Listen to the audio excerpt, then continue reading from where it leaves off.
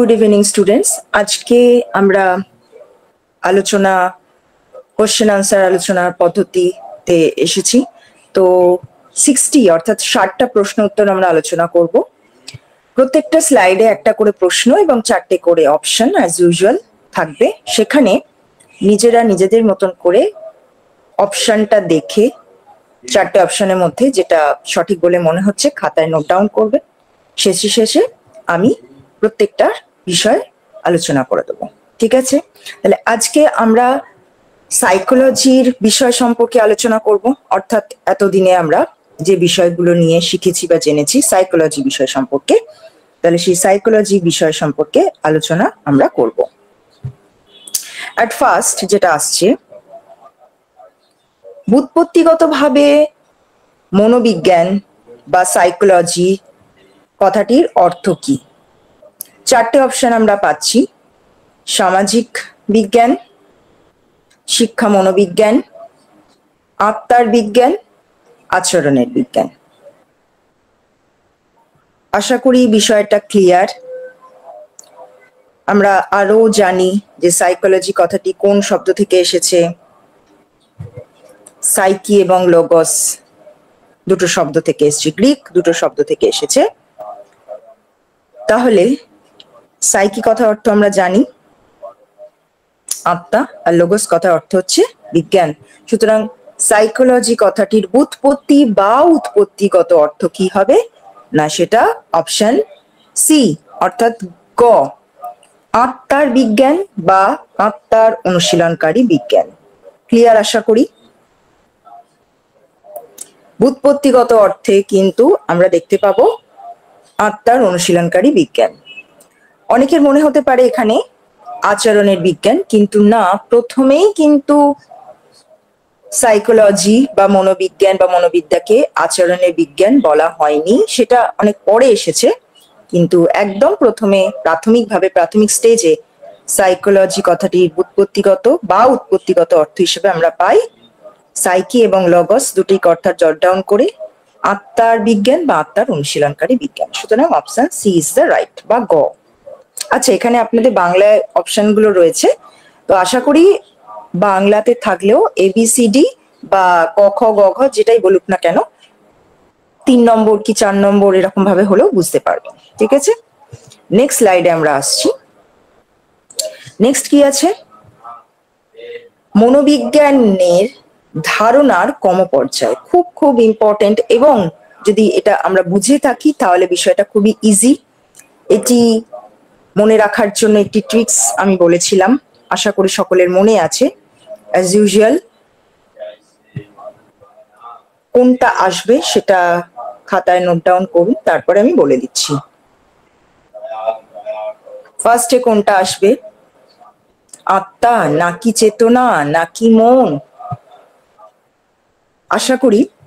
আচ্ছা, এইরকম যখন অপশন আসবে 4টে অপশনের মধ্যে, আমাদের সময়টা তো লিমিটেড, পরীক্ষার হলেই হোক বা যে কোনো জায়গায় আমরা যখনই প্র্যাকটিস করি না কেন, তো সেক্ষেত্রে যেগুলো আমরা এইটুকুনি তো জানি যে ফার্স্ট অফ অল একটু আগে আমরা আলোচনা করে এলাম ফার্স্ট কোশ্চেনটাতে, যে উৎপত্তিগত বা ব্যুৎপত্তিগত অর্থ হিসেবে পেয়েছি কি, যে ফার্স্ট হচ্ছে আত্মার অনুশীলনকারী বিজ্ঞান। সুতরাং চেতনা বা মন যে প্রথমেই আসবে না সেটা আমরা জানি। সুতরাং অপশন বি অ্যান্ড ডি অর্থাৎ খ এবং ঘ এই দুটোকেই প্রথমে এলিমিনেট করে দেবো, ওইদিকে আমরা তাকাবো না। তাহলে বাকি আত্মা ফার্স্ট রয়েছে ক এবং গ, তাই তো 1 and 3rd অপশন। তারপরে কি বলেছিলাম? সেই আমচিনির আচার মনে আছে আশা করি। ম, ঠিক আছে, মন, তারপরে চেতনা, আর শেষে আসছে আচরণ। তাহলে এই যে ক্রম সেটা কোথায় রয়েছে না অপশন সি এতে আমরা দেখতে পাচ্ছি, তাই তো? অপশন সি বা গ অপশন, আত্মা মন চেতনা আচরণ, এটি হচ্ছে সঠিক ক্রম। আচ্ছা, এইখানে আমি একটি বিষয় বলে দিই, অনেকের অনেক কোয়ারিজ বা জিজ্ঞাসা থেকে থাকবে, যে অনেকে বলছিলেন যে ম্যাডাম ডেকার্তের মতে আমরা দেখেছি যে আলোচ্য বিষয়বস্তুর মানে মনোবিজ্ঞানে আলোচ্য বিষয়বস্তু হচ্ছে মন। আবার কেউ কেউ বলছেন না, এটা হচ্ছে জেমস হবেন উইলিয়াম। আবার কেউ কেউ বলছেন উইলিয়াম জেমস বলেছেন চেতনার অনুশীলনকারী বিজ্ঞান। তো অনেকে আবার বলছেন যে ভুন্ড আছে। তো এইবার এক্ষেত্রে বলি, মনোবিজ্ঞানীরা বিভিন্ন সময় বিভিন্ন ভাবে বিভিন্ন মতামত সাপোর্ট করে থাকেন। যেরকম আমরা দেখি যে রবীন্দ্রনাথ যদি বলি আমরা, তাহলে তিনি যেরকম একাধারে প্রাকৃতিক মানে প্রকৃতিবাদী দার্শনিক, আবার সেরকম ভাবে আধ্যাত্মবাদী দার্শনিকও বলে। ঠিক আছে, যেরকম গান্ধীজিকে আমরা প্রাকৃতিক মানে প্রকৃতিবাদীও বলতে পারি, আধ্যাত্মবাদীও বলতে পারি। সুতরাং কে বলেছেন বা কোন বিজ্ঞানী বলেছেন সেই ক্ষেত্রে এত বেশি ট্রেস নেবার দরকার নেই। অনেক ক্ষেত্রে ওই জন্য অনেক জায়গায় বা অনেক বইতে দেখতে পাবে যে সেখানে কোনো নির্দিষ্ট বিজ্ঞানী বা মনোবিজ্ঞানীদের নামই উল্লেখ করা নেই, যাতে কোনো কনফিউশন সৃষ্টি না হয়। এইভাবে উপস্থাপন করা হয় যে মনোবিজ্ঞানের ক্ষেত্রে প্রাচীনকালে প্রথমে মনোবিজ্ঞানের বিষয়বস্তু হিসেবে আত্মাকে বলা হয়েছে, তারপর মনকে বলা হয়েছে, তারপর চেতনাকে বলা হয়েছে, এবং বর্তমান কালে বা একদম আধুনিক কালে আচরণকে বলা হচ্ছে মনোবিজ্ঞানের মূল বিষয়বস্তু। সুতরাং এই যে ক্রম বা এই যে স্তর ভেদটা, এটা যেন মনে থাকে। ঠিক আছে, অপশন তাহলে এটার ক্ষেত্রে গ ইজ দ্য রাইট আনসার। তারপরে যাচ্ছি আমরা, অন্তর্দর্শন মানে কি? খুব সুন্দর একটা কথা, খুব সুন্দর একটা প্রশ্ন। দেখো, দেখে মনে হতে পারে যে মুহূর্তে যে প্রশ্ন আচ্ছা আচ্ছা খুবই ইজি, কিন্তু আমরা যদি জেনে থাকি বা বুঝে থাকি তাহলে বিষয়টা খুবই ইজি। আর পরীক্ষার হলে গিয়ে ওই সোজা জিনিসগুলো, সহজ জিনিসগুলোই কিন্তু বেশি মানে গুলিয়ে যায়, যাকে বলা হয়। তাই খুব কেয়ারফুলি। অন্তর্দর্শন কথার অর্থ কি? নিজেকে পরিচিতি করা, ব্যক্তিগত প্রত্যক্ষণ, বাহ্যিক ঘটনার পর্যবেক্ষণ, নাকি নিজেকে পর্যবেক্ষণ? আমরা জানি এই অন্তর্দর্শন, ইন্ট্রোস্পেকশন যে কথাটা বলেছিলাম, তাহলে অন্তর কথার অর্থ কি? নিজের মনকে বলা হয়েছে। পড়ানোর সময় বলেছিলাম যে চেতন মনকে অনুশীলন করার যে পদ্ধতি, এটা হচ্ছে অন্তর্দর্শন পদ্ধতির আসল বিষয়। তাহলে অন্তর্দর্শন কথার অর্থ কিন্তু কোনটা হবে? নিজেকে পর্যবেক্ষণ করা, মানে নিজের চেতন মনকে জানা। ঠিক আছে, তাহলে এটার ক্ষেত্রে অপশন তিনেরটা হচ্ছে ঘ। ঠিক আছে, নিজেকে পর্যবেক্ষণ করা। বা এটাও আমাদের মনে রাখতে হবে যে অন্তর্দর্শন পদ্ধতি, যেটা ইন্ট্রোস্পেকশন মেথড যেটা আছে সাইকোলজির ক্ষেত্রে, সেটা হচ্ছে সব থেকে প্রাচীন বা নিজস্ব মনোবিজ্ঞানের পদ্ধতি হিসেবে এটা পরিচিত। ক্লিয়ার? অপশন ঘ। চলো নেক্সট, খুব খুব গুরুত্বপূর্ণ একটি প্রশ্ন, খুবই গুরুত্বপূর্ণ একটি প্রশ্ন সাইকোলজির ক্ষেত্রে। আই উইশ বা I want to psychologist education. আমি শিক্ষাকে মনোবিজ্ঞান সম্মত করতে চাই। এই বিখ্যাত উক্তিটি কে করেছেন? কার? ম্যাকডুগাল, পেস্তালসি, ওয়াটসন, নাকি কোলেনসিক? কে করেছেন? খুবই ভালো একটি প্রশ্ন এবং গুরুত্বপূর্ণ প্রশ্ন, একদম স্টার মার্কস দিয়ে রাখবে। ঠিক আছে, পারলে তোমরা স্ক্রিনশট নাও, নিজেরা লিখে রাখো। তো খুবই বিখ্যাত একটি উক্তি, আশা করি প্রশ্নটা তোমরা লিখেছো। তাহলে এই যে বিখ্যাত উক্তি যে আমি শিক্ষাকে মনোবিজ্ঞান সম্মত করতে চাই, এটি প্রবক্তা হচ্ছেন পেস্তালসি। তার বিখ্যাত গ্রন্থ ছিল কি না লিওনার্দো অ্যান্ড গার্ট্রুড, এবং আরেকটি বই যেটি হচ্ছে তার গ্রন্থ লিখিত, সেটা হচ্ছে যে how Gertrude teach her children. ঠিক আছে, তো সেই যে বিখ্যাত গ্রন্থে তিনি এই উক্তি করেছিলেন যে আমি শিক্ষাকে মনোবিজ্ঞান সম্মত করতে চাই। মানে কি, যে যখন যিনি টিচার পড়াচ্ছেন শুধুমাত্র সেই বিষয়টিকে জানলেই হলো না, সেই বিষয়ের জ্ঞান থাকলেই হলো না, যাকে শেখাচ্ছেন বা পড়াচ্ছেন তাকেও জানতে হবে। অর্থাৎ তার ইচ্ছে, চাহিদা, তার যোগ্যতা, বয়স, এই সমস্ত বিষয়গুলো তাকে জেনে তবে আমরা শিক্ষার্থীকে শিক্ষণ দিয়ে থাকি। ঠিক সেইভাবে দেখবে যে আমরা ক্লাস 1-এর স্টুডেন্টের জন্য যে সিলেবাস ক্রিয়েট করি, ক্লাস 5-এর বা ক্লাস 10-এর বা কলেজের স্টুডেন্টদের জন্য কিন্তু একই সিলেবাস সেট হয় না। ঠিক আছে, তাদের যোগ্যতা, তাদের বয়স, তাদের রুচি, আচার আকাঙ্ক্ষা, তাদের চাহিদা, পছন্দ অপছন্দ সমস্তটা ডিপেন্ড করে হয়।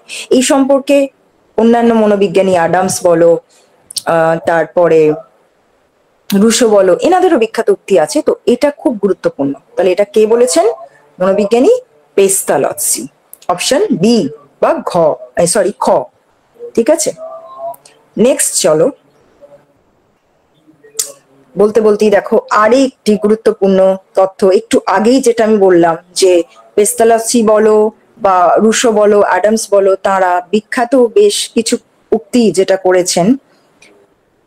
The teacher teach John Latin, বিখ্যাত উক্তি, তোমরা হয়তো অনেকে জানো, জেনে থাকলে অবশ্যই প্রশ্নের উত্তরটা করবে। কে বলেছেন? জন অ্যাডামস, নাকি অ্যারিস্টটল, নাকি রোয়ার্থ, নাকি স্কিনার? কোনটা হবে? এর অর্থটা কি? যে the teacher teach John Latin, মানে এখানে দেখো দুটো শব্দ রয়েছে। একটা হচ্ছে টিচার কাকে পড়াচ্ছেন? জন নামে ছেলেটিকে বা শিক্ষার্থীকে। কি পড়াচ্ছেন? ল্যাটিন পড়াচ্ছেন। এটা মধ্যে দিয়ে বলতে চেয়েছেন, আচ্ছা এটার উক্তিটা কে করেছেন? উত্তরটা বলে দিই। অপশন এ বা ক, অ্যাডামস। ঠিক আছে, জন অ্যাডামস। এটাও স্টার মার্কস, একদম মনে রেখো। তো কে বলেছেন? তো এটা হচ্ছে জন অ্যাডামস বলেছেন।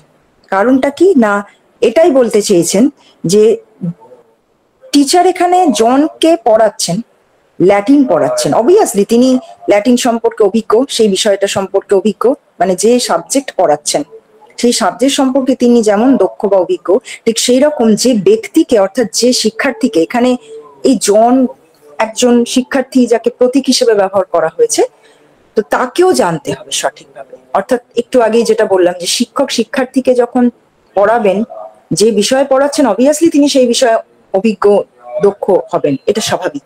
কিন্তু যাকে পড়াচ্ছেন সেই শিক্ষার্থীকেও জানতে হবে তার প্রি নলেজ, তার এজ, তার ইন্টারেস্ট, তার বুদ্ধি, তার মনে রাখার ক্ষমতা ইত্যাদি সমস্ত কতটা কি রকম সেটা ভেবে তবে তাকে পড়াতে হবে।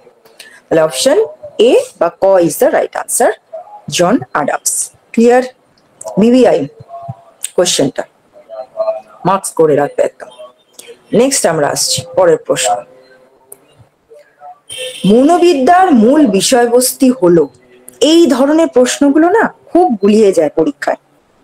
জানা জিনিস অনেক সময় দেখবে ভুল হয়ে আসে, তাই খুব কেয়ারফুলি, কারণ এগুলি বারবার করে বলা হচ্ছে যে অপশনগুলো এমন দেওয়া হবে যেগুলি প্রত্যেকটাই মনে হবে যে অ্যাপ্লিকেবল, প্রত্যেকটাই মনে হবে যোগ্য, কিন্তু তার থেকেও আসল মানে সব থেকে বেশি রেলিভেন্ট বা প্রাসঙ্গিক বিষয়টা আমাদের এখান থেকে খুঁজে বার করতে হবে।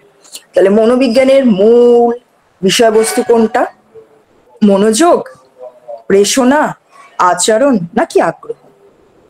অপশন কোনটা হবে নিজেরা খাতায় লেখো, তারপর আমি বলছি খুব কেয়ারফুলি। বর্তমান দিনে অবশ্যই জানি মনোবিদ্যার বিষয়বস্তু কোনটা, যেটা চেঞ্জ হতে হতে এসছে। প্রথমে আত্মা, তারপরে মন, তারপর চেতনা, বর্তমানে একদমই ঠিক ধরেছো আচরণ। তাহলে এটার রাইট আনসার হবে কি?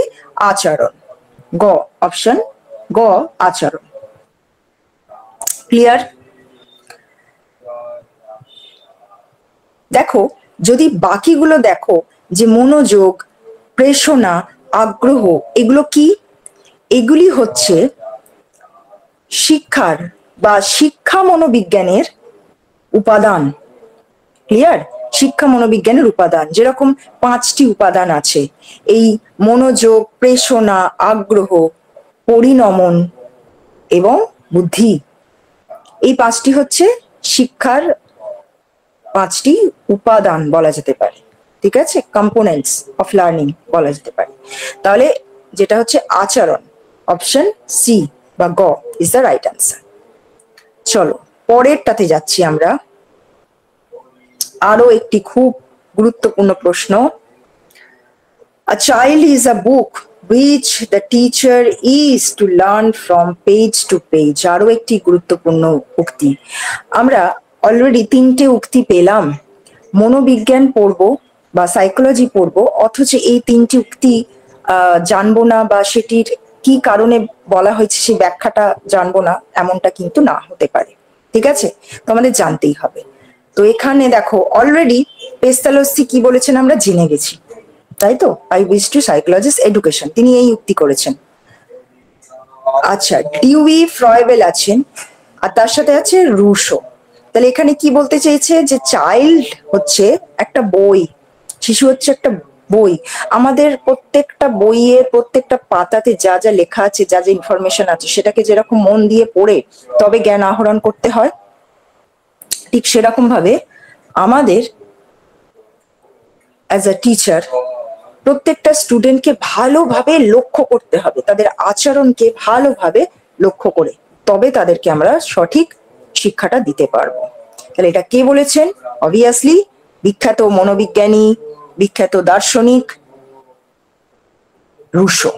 ঠিক আছে, তাহলে অপশন এ বা ক যেটাকে বলা হচ্ছে, তাহলে 7 হচ্ছে অপশন ক।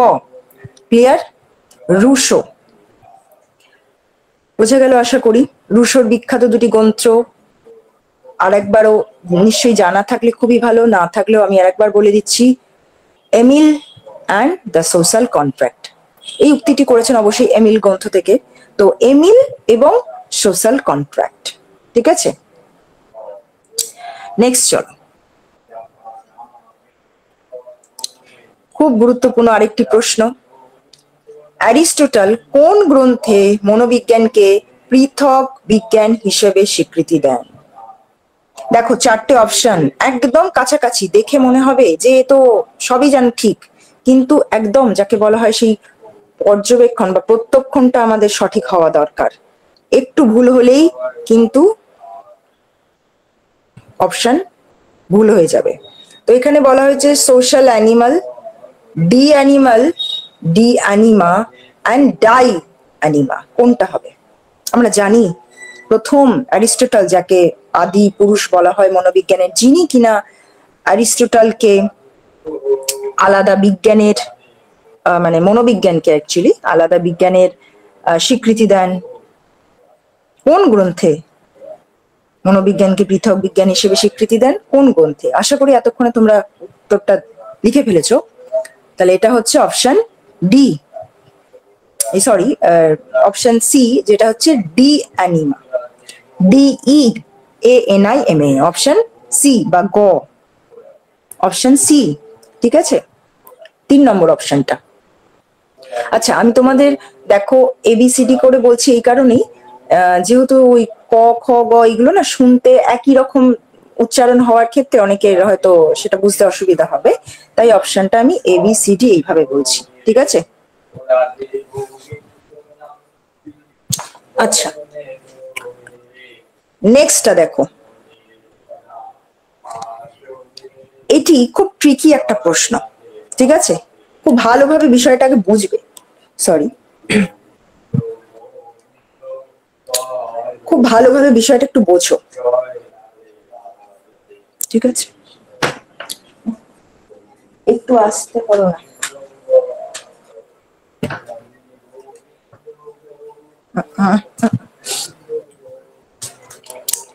খুব ট্রিকি একটা প্রশ্ন, অনেকেরই জানা থাকবে। কি কি না, সর্বপ্রথম কোন দেশ মনোবিজ্ঞানের উপর ভিত্তি করে শিখন পদ্ধতি রচনা করেছে? শিখন পদ্ধতি রচনা করেছেন।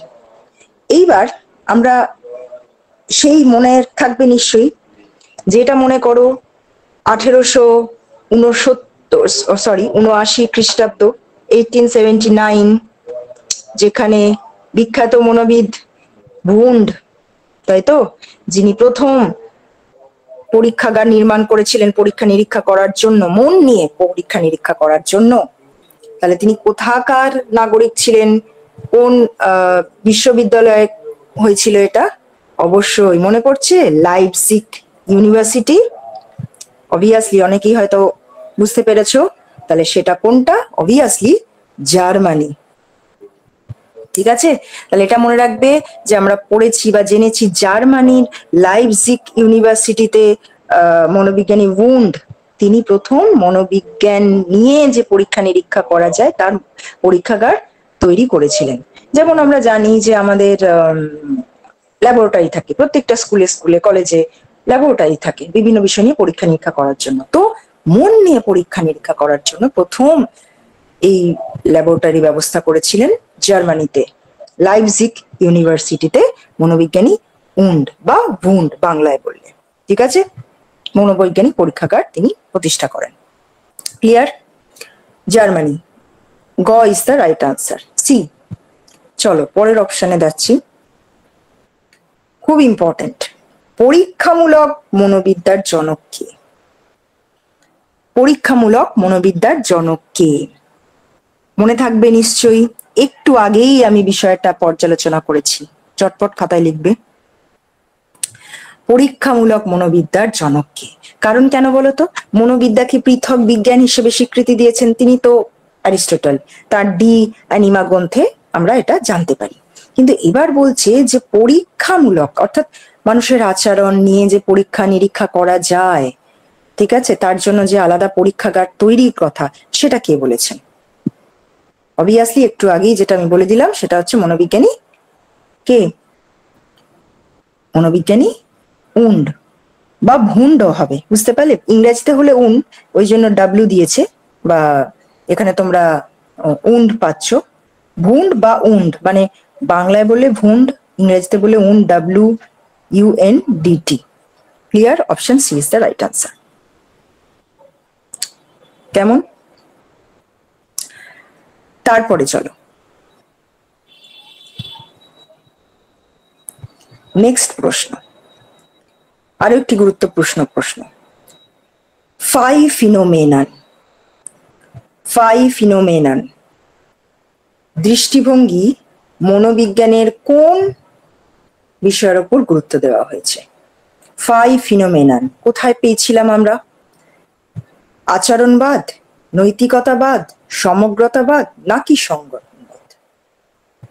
মনে করো আমরা পেয়েছিলাম সেই যে ফাইফিনোমেনন, চলন্ত সেই ছবি, যেটাকে দেখে মনে হচ্ছিল আমাদের এটি গতিশীল, লাইট দিয়ে বিভিন্ন বিষয় সাজানো হয়, সেগুলি যেরকম জলে নেভে দেখে আমাদের মনে হচ্ছে সেইগুলি ঘুরছে গোল হয়ে, কিন্তু আদতে সেটা নয়, দেখে মনে হচ্ছে আমাদের সেটি চলছে, কিন্তু আলটিমেট সেটা জ্বলছে নিচ্ছে। তো যেই রকম এই ধরনের আকৃতি বা সমগ্র বিষয়টা দেখে আমরা যখন ঠিক করব, তাই তো, শিখবো, হঠাৎ কোনো সমস্যায় পড়ে সেখান থেকে প্রত্যক্ষ করে যেটা আমাদের প্রয়োজন সেটা আমি জানবো, বাকিটা আমরা পৃথক করে দেবো বা বাদ দিয়ে দেবো। তাহলে এইখানে ফাইফিনোমেনন, বুঝতে পারলে? তাহলে হচ্ছে যেটা বলেছিলাম আকৃতি, গঠন, সমগ্রটা দেখে আমরা বিচার করি, তাহলে এটা কোথায় বলা হয়েছে? অবভিয়াসলি সমগ্রতাবাদ। সমগ্রতাবাদ মানে হচ্ছে সেই যে আকার, সেই আকৃতি, অবয়ব, গঠন, কোথায় বলা হয়েছে? সেই যে গেস্টাল্ট থিওরি, মনে পড়ছে আশা করি, কোহলারের সেই পরীক্ষা শিম্পাঞ্জির বিখ্যাত, তার নাম ছিল যে সুলতান। তো সেইখানে সমগ্রতাবাদ যারা ছিলেন, সমগ্রতাবাদী দার্শনিক, এবং তত্ত্বটার নাম ছিল সমগ্রতাবাদ বা অন্তর্দৃষ্টিমূলক শিখন বা গেস্টাল্ট থিওরি, এনারা বলেছেন ফাইফিনোমেনন। ঠিক আছে, আশা করি বোঝা গেছে। তাহলে অপশন সি বা গ is the right answer. Clear? Next চলো, মনোবিজ্ঞান অধ্যয়নের নিজস্ব পদ্ধতি কোনটি? দেখো আমরা প্রথম থেকেই বলেছি মনোবিজ্ঞানের অনেকগুলো পদ্ধতি আমরা পড়েছি, যেরকম অন্তর্দর্শন, পর্যবেক্ষণ, কেস স্টাডি, সাক্ষাৎকার, প্রশ্ন উত্তর, তাই তো? তার মধ্যে কোনটি, দেখো অলরেডি আমি প্রথমের দিকে প্রশ্নগুলো আলোচনা করার ক্ষেত্রেই বলেছি যেটি মনোবিজ্ঞানের একদম নিজস্ব পদ্ধতি, প্রথম পদ্ধতি যাকে বলা হয়। তাহলে মনোবিজ্ঞান অধ্যয়নের নিজস্ব পদ্ধতি, যেটাকে প্রথমেই আমরা দেখেছি কি, নিজেকে জানা, নিজেকে পর্যবেক্ষণ করা, ঠিক আছে, নিজের চেতন মনকে জানা। তাহলে এটা কি হবে? অপশন ডি মানে ঘ, যেটা অন্তর্দর্শন পদ্ধতি। অন্তর্দর্শন পদ্ধতি, ঠিক আছে, ক্লিয়ার? নেক্সট চলো, নিচের মনস্তাত্ত্বিকদের মধ্যে কাকে চূড়ান্ত আচরণবাদী বলা হয়? চূড়ান্ত আচরণবাদী, আমরা জেনেছি যে কিছু কিছু মনোবিজ্ঞানী তারা মনোবিজ্ঞানের বিষয়বস্তুকে আত্মা বলেছেন, কেউ মন বলেছেন, কেউ চেতনা বলেছেন, আবার কেউ কেউ বলেছেন আচরণ। তো সেই আচরণবাদীদের মধ্যে আমরা অনেকজনকে পেয়েছিলাম, উডওয়ার্ডকে পেয়েছিলাম, তারপর আমরা পেয়েছিলাম ওয়াটসনকে পেয়েছিলাম, তাই তো? তো তার মধ্যে চূড়ান্ত বা চরম আচরণবাদী, সেই হয় না চরম আধ্যাত্মবাদী বা চরম চার্বাকবাদী, এরকমটা হয় তো। তো সেই নরম চরমপন্থী যাদেরকে বলা হয়, তার মধ্যে একদম চরমপন্থী বা চরম আচরণবাদী কে ছিলেন? মনে রাখবে এখানে, ইনি হচ্ছেন কে না, অপশন বি, যেটা হচ্ছে ওয়াটসন। ঠিক আছে, ওয়াটসন। আরো অন্যান্য আচরণবাদী ছিলেন, যেমন উডওয়ার্ড তো কিন্তু আচরণবাদী, ঠিক আছে, তিনি মনোবিজ্ঞানের বিষয়বস্তু হিসেবে আচরণকেই বলেছেন। কিন্তু ম্যাকডুগাল তিনিও আচরণবাদী ছিলেন, কিন্তু এই চরম আচরণবাদী তিনি হচ্ছেন ওয়াটসন, মনে রেখো কিন্তু ওয়াটসন। ঠিক আছে, আচ্ছা প্যাভলভ তো এখানে হচ্ছে না, প্যাভলভ হচ্ছে সেই অনুবর্তন প্রক্রিয়ার ক্ষেত্রে আমরা পাবো। তাহলে এখানে অপশন বি, খ is the right answer. Next, প্রত্যক্ষণ কিসের অর্থবোধক? প্রশ্নগুলো ছোট কিন্তু ভীষণই ট্রিকি, মনে রাখবে, বারবার বলছি। যত প্রশ্ন হয় না, যে দেখবে যেখানে প্রশ্নগুলো অনেক বড় হয়, দেখে আমাদের মনে হয় ওরে বাবা বড় প্রশ্ন, কিন্তু না, দেখবে যত বড় প্রশ্ন তার মানে কি সেটা তত বেশি ব্যাখ্যা বিশ্লেষণ করে দেওয়া থাকে। কিন্তু যত প্রশ্ন ছোট হবে না, সেই বিষয়গুলি আরো বেশি জটিল হয়। তাই খুব ভালোভাবে বিষয়টাকে অ্যানালিসিস করে তবেই কিন্তু অপশনটা চুজ করবে। প্রত্যক্ষণ কিসের অর্থবোধক? এখানে বোঝাচ্ছে, আমরা জানি জ্ঞান অর্জন করার স্তরগুলো মনে আছে আশা করি। সেখানে প্রত্যক্ষণ হবার আগে কোন জিনিসটা হয়? ধারণা গঠন, নাকি উদ্দীপনার মানে উদ্দীপনা সৃষ্টি হচ্ছে, সংবেদন, নাকি সাড়া দেওয়া? অবভিয়াসলি দেখো অপশনগুলো একদম কাছাকাছি। অনেকের মনে হবে কি যে উদ্দীপনা, ঠিক কথাই, কিন্তু উদ্দীপনা গুলো সক্রিয় হয়ে ওঠা, মানে উদ্দীপনার সাহায্যে আমাদের যে ইন্দ্রিয়টা সক্রিয় হয়ে উঠছে, যার ফলে আমাদের প্রত্যক্ষণ হবে। তো তার আগের ঠিক প্রক্রিয়া কোনটা? অবভিয়াসলি কি সেন্সেশন বা সংবেদন। তাহলে এখানে অপশন কোনটা হবে? 14 অপশন হচ্ছে সি। খবরদার ভুলেও কিন্তু বি বা উদ্দীপক করো না, কারণ উদ্দীপক গুলো যখন উদ্দীপিত হচ্ছে সেই যে পজিশনটা, সেটাকে আমরা কি বলি? সেটাকে বলি সেন্সেশন, অর্থাৎ সংবেদন। আর সংবেদনের পরেই কিন্তু হয় প্রত্যক্ষণ। ক্লিয়ার? তাহলে option C is the right answer. Clear? গ যেটা সংবেদন। চলো নেক্সট, এটি আশা করি তোমরা পাবে, খুবই ইজি আছে। ইন্দ্রিয়জাত বিশেষ সংবেদন ক ভাগে বিভক্ত? ইন্দ্রিয়জাত বিশেষ সংবেদন ক ভাগে বিভক্ত? আমরা জানি সংবেদন অনেক রকম ভাবে হয়, তাই তো? তো ইন্দ্রিয় সংবেদন কয় ভাগে বিভক্ত আমরা খুব ভালোভাবে জানি। আমাদের ইন্দ্রিয় কয় প্রকার? জ্ঞানেন্দ্রিয় 5 প্রকার, চক্ষু, কর্ণ, জিহ্বা, নাসিকা, ত্বক। তাহলে এখানে কোনটা হবে? 3, 5, 4, 6, খুবই ইজি। তাহলে যেহেতু পঞ্চ ইন্দ্রিয়ের কথা বলা হচ্ছে, সুতরাং অবভিয়াসলি পঞ্চ ইন্দ্রিয়ের দ্বারা আমাদের ইন্দ্রিয় সংবেদন 5 প্রকারই হবে। সুতরাং এখানে রাইট আনসার কোনটা হবে? অপশন বি বা খ, যেটা হচ্ছে 5টি। যেমন দর্শন দিয়ে দর্শজ ইন্দ্রিয়, মানে দর্শন ইন্দ্রিয় দ্বারা আমাদের দর্শন সংবেদন, শ্রবণ সংবেদন, ঘ্রাণ, স্বাদ, এইভাবে 5টি ইন্দ্রিয়ের দ্বারা 5টি আমাদের সংবেদন হবে। অপশন বি বা খ ইজ দ্য রাইট আনসার। চলো নেক্সট অপশনে যাচ্ছি। নেক্সট কোশ্চেন, প্রত্যক্ষণ হলো সম্পূর্ণ। এই ধরনের প্রশ্নগুলো বারবার করে বলছি ভীষণভাবে ট্রিকি প্রশ্ন, ঠিক আছে? এইগুলোই কিন্তু গুলিয়ে যাবার সম্ভাবনা খুব বেশি, তাই খুব মন দিয়ে প্রশ্নের উত্তরগুলো করবে। প্রত্যক্ষণ হলো সম্পূর্ণ কোনটা হবে? দৈহিক প্রক্রিয়া, নাকি সামাজিক প্রক্রিয়া, নাকি মানসিক প্রক্রিয়া, নাকি প্রাক্ষবিক প্রক্রিয়া বা প্রক্ষবিক প্রক্রিয়া? তাহলে কোনটা হবে? 16টা দৈহিক প্রক্রিয়া, সামাজিক প্রক্রিয়া, মানসিক প্রক্রিয়া, প্রাক্ষবিক প্রক্রিয়া। প্রত্যক্ষণ অ্যাকচুয়ালি আমরা কি জানি?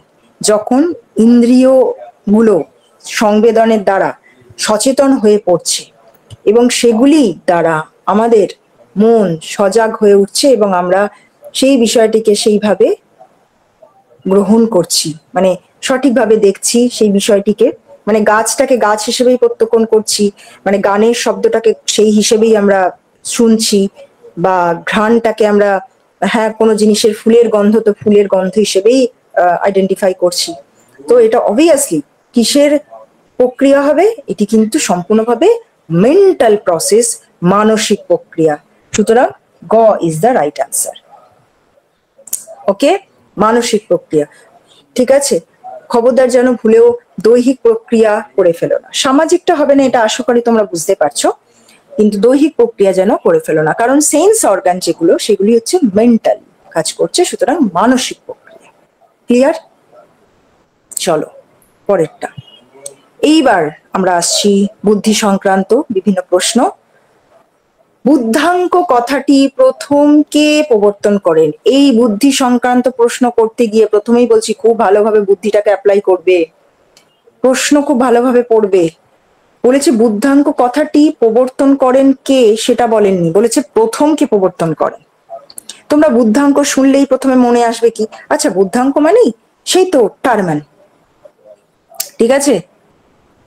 তো এখানে কি বলা হচ্ছে যে বুদ্ধাঙ্ক কথাটি কে প্রথম প্রবর্তন করেন, বলেনি যে বুদ্ধাঙ্ক কে প্রথম আবিষ্কার করেন, ঠিক আছে? সেই সূত্রকে আবিষ্কার করেন সেটা কিন্তু বলেননি একদম, মানে বা বুদ্ধির পরিমাপ করার জন্য কে প্রথম অভিক্ষা নির্ণয় করেন সে কথাও কিন্তু বলেনি। তাহলে বুদ্ধাঙ্ক মানে আইকিউ, ইন্টেলিজেন্স কুইন্টো, এই কথাটি প্রথম কে, মানে এই ধারণাটা কে দেন? তাহলে কে দেন? মনোবিজ্ঞানী স্টার্ন। তিনি প্রথম কিন্তু বুদ্ধাঙ্ক কথাটিকে প্রবর্তন করেন। আর যদি বলা হচ্ছে প্রথম বুদ্ধাঙ্কর যে সূত্র নির্ণয় কে করছেন, তিনি হচ্ছেন মনোবিজ্ঞানী টারম্যান।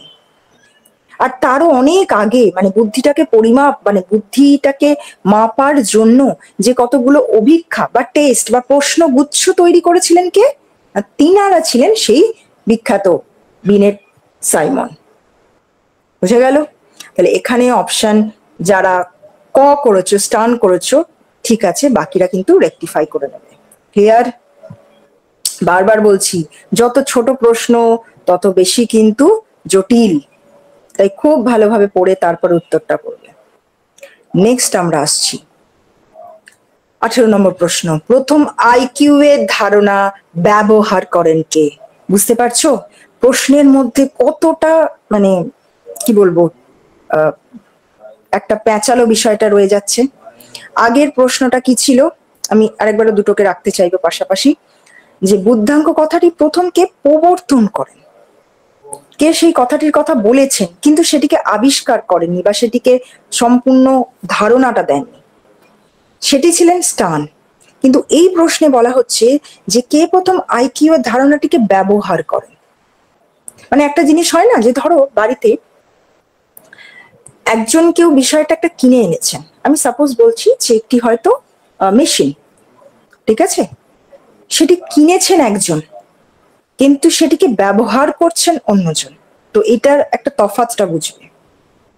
যেরকম সেই বলা হয় যে সংবিধান রচনা হয়েছিল একদিন, একটা সময়, একটা ডেটে, কিন্তু সেটি কার্যকর হয়েছিল অন্য ডেটে, অন্য সময়। ঠিক সেই রকম তাহলে এখানে আইকিউ এর ধারণা প্রথম ব্যবহার করেন কে? এনি হচ্ছেন, কে হবেন? মনোবিজ্ঞানী। অলরেডি তোমরা বুঝতে পেরেছো আশা করি, টারম্যান। ক্লিয়ার? তার যে সূত্র একদম হাতে কলমে সেটিকে ব্যবহার করে দেখানো, সেটা হচ্ছে টারম্যান, কিন্তু তার ধারণাটির কথা বলেছিলেন সেটা হচ্ছেন স্টার্ন। তাহলে এখানে অপশন ডি বা Terman is the right answer. তারপরে চলো, বিনে সাইমনের বুদ্ধির অভিক্ষার প্রথম সংস্করণের নাম কি? খুব ভালো একটা প্রশ্ন। বিনে সাইমন স্কেল, স্ট্যানফোর্ড সংস্করণ, বিনে সাইমন অভিক্ষা, টারম্যান মেরিন সংস্করণ। দেখো এখানে বলেছে যে প্রথম সংস্করণের নাম কি। আমরা একটু আগেই বললাম যে ফার্স্ট যদি বুদ্ধি, মানে বুদ্ধি জিনিসটা কি বা সেই শক্তিটাকে পরিমাপ করা। আমি একটা তোমাদের কাহিনী বলেছিলাম যে ফ্রান্সের একটি ক্ষেত্রে যে বারবার শিক্ষার্থীরা অকৃতকার্য হচ্ছে, কেন হচ্ছে সেইটাকে আবিষ্কার করার জন্য, সেইটাকে পর্যবেক্ষণ বা সেটা সম্পর্কে সমস্যা সমাধান করার জন্যই কিন্তু মনোবিজ্ঞানী বিনেট এবং তার যে সহযোগী ছিলেন ডক্টর সাইমন, তাঁরা প্রথম কি করেছিলেন, কতগুলো অভিক্ষা তৈরি করেছিলেন। তাহলে ফার্স্ট যেটা তৈরি করেছিলেন সেটা কিন্তু কি বলা হয়, সেটাকে বিনে সাইমন স্কেল যেটাকে বলা হচ্ছে 1905 সালে যেটা এসেছিল, যেখানে ফার্স্ট দেখেছিলে তোমরা 30টা প্রশ্ন রয়েছে। বোঝা গেল? তাহলে ফার্স্ট যেটা বিনে সাইমন বুদ্ধি নির্ভরযোগ্য পরিমাপ করার জন্য যেটি প্রকাশ করেছিলেন তাকে বলা হচ্ছে বিনে সাইমন স্কেল। মনে রেখো কিন্তু, ক্লিয়ার? যেখানে 30টা প্রশ্ন উত্তর ছিল। তাহলে option A is the right answer. ক, ক্লিয়ার? এটা দেখে তো বুঝতেই পারছো, দেখো টারম্যান মেরিল তারা তো অনেক পরে এসেছেন, তাই তো। সংস্করণ তো সে তো আবার অনেক আগে নয়, পরে হয়েছে। মানে বুদ্ধির অভিক্ষার ক্ষেত্রে বিনে সাইমন যেটা বলেছিলেন তারও ক্ষেত্রে পরবর্তী ক্ষেত্রে তারা সেটাকে নিয়ে আবার পরীক্ষা নিরীক্ষা করেছিলেন। তারপরে সেই টারম্যান মেরিন টেস্ট এসেছিল, সেটা অনেক পরের অভিক্ষা। ঠিক আছে? তাহলে বিনে সাইমন স্কেল কিন্তু আগে, আর বিনে সাইমন অভিক্ষা কিন্তু তারপর। 1908 সালে এসেছিল বিনে সাইমন যেটা অভিক্ষা সংস্করণ, যেখানে কিনা ওই মেন্টাল এজ এর ধারণাটা দেওয়া হয়েছিল। ঠিক আছে? এজ স্কেলের প্রবর্তন করা হয় আর মানসিক বয়স বা মেন্টাল এজের ধারণাটা দেওয়া হয়েছিল, সেটা হয়েছিল 1908 সালে। কিন্তু ফার্স্ট যেটা এসেছিল সেটা হচ্ছে বিনে সাইমন স্কেল 1905 সালে। বুঝা গেল? Option A is the right. পরেরটা যারা যারা ঠিক করেছো ঠিক আছে, বাকিরা আশা করি বুঝতে পারলে। নেক্সট এটা বলো, বুদ্ধি পরিমাপের ক্ষেত্রে প্রথম কোন দেশে ইন্ডিভিজুয়াল টেস্ট প্রচলিত হয়? ইন্ডিভিজুয়াল টেস্ট কোথায় প্রচলিত হয়? দেখতে পাচ্ছ কত ট্রিকি প্রশ্ন। অলরেডি আমি কিন্তু এর উত্তরটা আলোচনা করে দিলাম এর আগের প্রশ্নের পরিপ্রেক্ষিতেই, তাই না? কোন দেশে হয়েছিল প্রথম? যে মানুষের মধ্যে যে একটা এই শক্তি আছে, বা কোন শক্তির দ্বারা মানুষ মানে কাজ করতে পারে, বা কোন শক্তি না থাকলে মানুষ মানে সেই প্রক্রিয়াটা ফেলিওর হয়, তাহলে এটা কোন দেশে প্রথম এসেছিল? সেই বিনে সাইমন পরীক্ষাটা কোন দেশে করেছিলেন? অবভিয়াসলি এটা হচ্ছে ফ্রান্সে। ঠিক আছে? ফ্রান্সে যে কাহিনীটা তোমাদের শোনালাম, যে কিছু স্টুডেন্ট বারবার মানে অকৃতকার্য হচ্ছিল, তো তাদের কেন অকৃতকার্য হচ্ছে সেইটা বুঝতে গিয়ে এই যেটা হয় যে ইন্ডিভিজুয়াল টেস্ট হচ্ছে ফ্রান্সে। ঠিক আছে?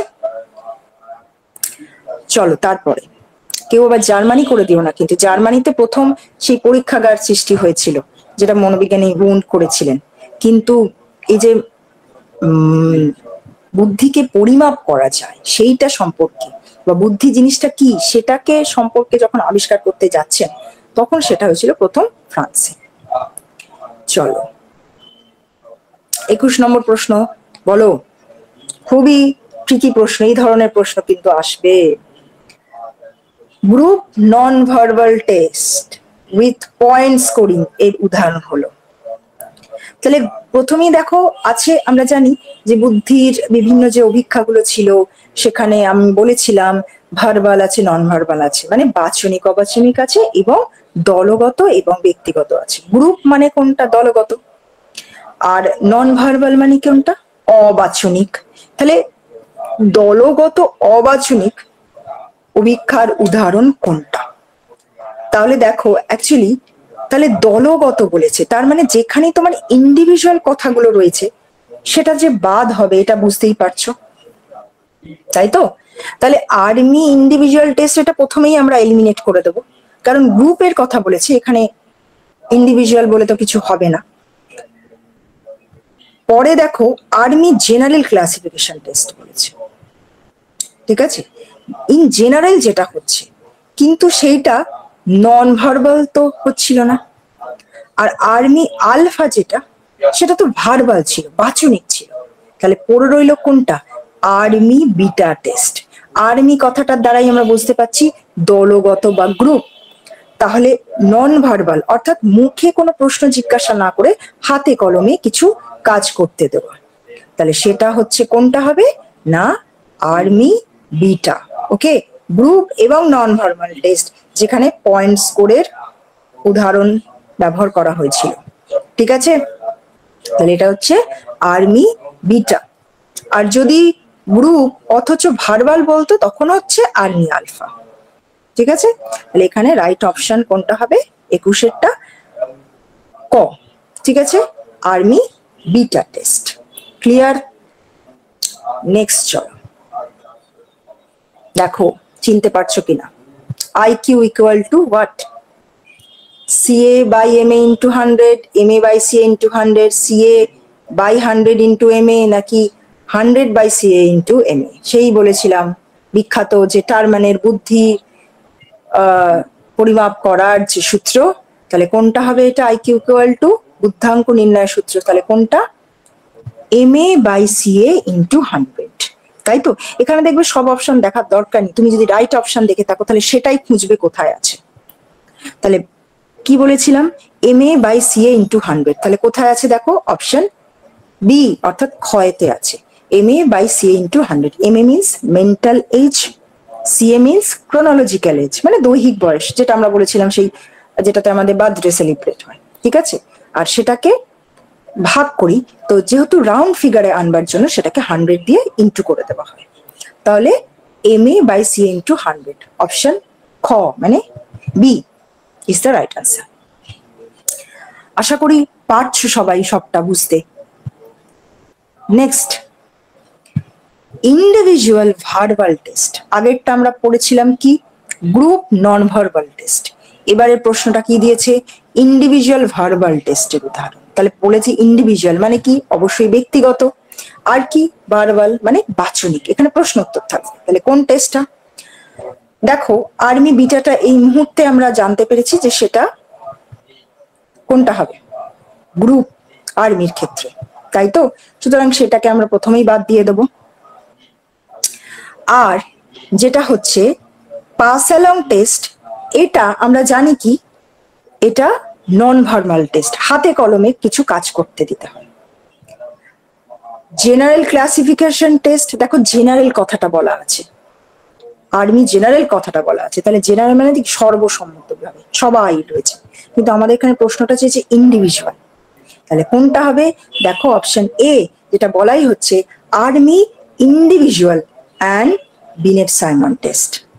দুটোই কিন্তু হবে কি ইন্ডিভিজুয়াল অর্থাৎ ব্যক্তিগত এবং ভার্বাল মানে বাচনিক। প্রশ্ন উত্তরের মাধ্যমে তাকে যাচাই করা হবে তার বুদ্ধি কতটা। বুঝতে পারলে? তাহলে এইভাবে অপশনগুলো কিন্তু কারেক্ট করবে বা চুজ করবে। ক্লিয়ার? তাহলে army individual and Binet Simon test. যদি এইভাবে অপশনটা দিয়ে দিত, এই অপশনে দিত আর্মি ইন্ডিভিজুয়াল, বি অপশনে দিত বিনেট সাইমন টেস্ট, সি অপশনে দিত option A and B both, তখন অবভিয়াসলি কোনটা করতে? অপশন যেটা সি তে থাকতো এ অ্যান্ড বি বোথ, এইভাবে করতে। বুঝতে পারলে? তাহলে এখানে অপশনটা হচ্ছে ক, right, army individual and Binet Simon test. Clear? Next চলো 24-এর প্রশ্ন। সৃজনশীলতা ও বুদ্ধি সাধারণভাবে কি? একে অপরের সম্পর্কটা এখানে জানতে চেয়েছে। খুব ট্রিকি প্রশ্নগুলো, বুঝতে পারলে? পরীক্ষায় কিন্তু এই ধরনের প্রশ্নগুলোই খুব মানে হয় কি যে চারটে অপশনই মনে হচ্ছে সঠিক। নেতিবাচক সম্পর্কিত, সম্পর্কিত নয়, সম্পর্কিত, এগুলির কোনোটিই নয়। 24, আমরা জানি সৃজনশীলতা মানে কোনটা? ক্রিয়েটিভিটি, তাই তো? ক্রিয়েটিভনেস। আর বুদ্ধি, তো দেখো অবভিয়াসলি অনেক সময় দেখা যাচ্ছে যে সৃজনশীল ব্যক্তিদের মধ্যে বুদ্ধি অবভিয়াসলি থাকে, বা বুদ্ধি মানে বুদ্ধি দীপ্ত মানুষ, তাদের মধ্যে একটা ক্রিয়েটিভ জিনিস কাজ করে। ঠিক আছে, হয়তো অনেক সময় তোমরা বলবে যে তাহলে অনেক বড় বড় ব্যক্তিত্বকে দেখেছি যারা তো স্কুল ছুটছিলেন, ড্রপ আউট ছিলেন, কিন্তু দেখো শুধুমাত্র ফর্মাল এডুকেশনে আমি অনেক ডিগ্রি নিয়ে নিলাম মানেই আমি খুব বুদ্ধিমান, মানেই আমি শিক্ষিত, এটা কিন্তু নয়। যথাযথ শেখা মানে সেই যেটাকে আমরা বলি লাইফ লং এডুকেশন, প্রকৃত অর্থবোধের শিক্ষা।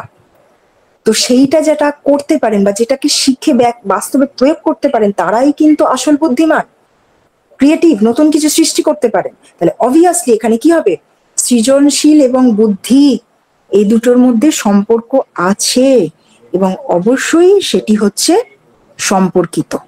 ঠিক আছে, তাহলে অপশন সি বা গ ইজ দ্য রাইট আনসার, সম্পর্কিত। ঠিক আছে, গ। চলো পরেরটা যাচ্ছি। স্ট্যানফোর্ড বিনেট টেস্ট পরিমাপ করে কি? কিসের পরিমাপ করে? আমরা তো জানি আমাদের অনেক কিছু মনোবৈজ্ঞানিক বিষয় থাকে, সাইকোলজিক্যালি বিষয় থাকে। বুদ্ধিকে পরিমাপ করা হয়, ব্যক্তিত্বকে পরিমাপ করা হয়, মনোযোগ পরিমাপ করা হয়, তারপরে হচ্ছে তোমার যেটাকে বলা হয় আগ্রহ পরিমাপ করা হয়, অনেক কিছু। তো এইগুলোর মধ্যে স্ট্যানফোর্ড বিনেট টেস্ট কোনটাকে মেজার করে? এটা নিশ্চয়ই তোমরা জানবে আশা করি। ব্যক্তিত্বকে মানে পার্সোনালিটি, নাকি বুদ্ধি, নাকি পড়ার দক্ষতা, নাকি এগুলি কোনোটি? আশা করি তোমরা সবাই বুঝতে পেরেছো, উত্তরটা করতে পেরেছো। তাহলে অপশন বি বুদ্ধি, খ। ক্লিয়ার? বোঝা গেল? তাহলে অলরেডি দেখো আমরা 25টা প্রশ্নের উত্তর পেরিয়ে এলাম। আশা করি আস্তে আস্তে বুঝতে পারছো, ঠিক আছে, কি ধরনের কেমন ভাবে প্রশ্ন আসে বা আসতে পারে। বিভিন্ন ইয়ারে বিভিন্ন সময়ে কিন্তু এগুলি এসছে ঘুরিয়ে ফিরিয়ে প্রশ্নগুলি। সব থেকে বড় কথা আমরা কতটা রিকল করতে পারছি, কতটা মনে রাখতে পারছি সেইটা জানার কথা। বুঝতে পারা যাচ্ছে কিনা অপশনগুলো। ঠিক আছে, তাহলে অপশন 25-এর উত্তরটা হচ্ছে খ, বুদ্ধির। আমরা জানি বিনেট স্ট্যানফোর্ড টেস্ট, একটু আগেই যেরকম পড়লাম, army beta, army alpha, army general, army individual, এছাড়া পাস অ্যালং টেস্ট, আলেকজান্ডারের টেস্ট, তাই তো, form board test, DR form board test, এই যে বিভিন্ন ধরনের টেস্ট যেগুলো হয় আমরা বুদ্ধি সংক্রান্ত পরীক্ষা করে এসেছি। নেক্সট চল,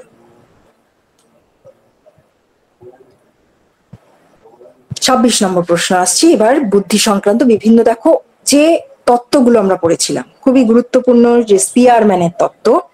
তাহলে স্পিয়ারম্যানের যে দ্বি উপাদান তত্ত্ব যেটাকে বলা হয়েছিল, তাই তো, দ্বি উপাদান তত্ত্ব, তো সেই স্পিয়ারম্যানের দ্বি উপাদান তত্ত্বটি কবে প্রকাশিত হয়? খুব গুরুত্বপূর্ণ একটি প্রশ্ন, কবে প্রকাশিত হয়? তাহলে কবে প্রকাশিত হয়? 1902 সাল, 1904 সাল, 1903, 1905। যদি একটু মনে থাকে তাহলে বলেছিলাম বারবার করে, কোন সাল? 1904 সাল। এই 1904 সালটি খুব গুরুত্বপূর্ণ। এই 1904 সালে আবার যেরকম আমরা জানি প্যাভলভ ছিলেন, তিনি নোবেল প্রাইজ পান তার কৃতিত্বের জন্য। ঠিক আছে, তো এই 1904 সাল, বোঝা গেল, স্পিয়ারম্যান তার দ্বি উপাদান তত্ত্বটি প্রকাশ করেছিলেন 1904 সালে। অপশন খ is the right answer, B. Clear? 1904 সাল।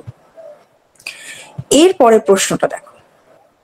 তাহলে এই যে 1904 সালে স্পিয়ারম্যান তার দ্বি উপাদান তত্ত্বটি প্রকাশ করলেন, কিন্তু খুব গুরুত্বপূর্ণ একটি প্রশ্ন, সেটা হচ্ছে কোথায়, কোন পত্রিকায়, কোন জার্নালে?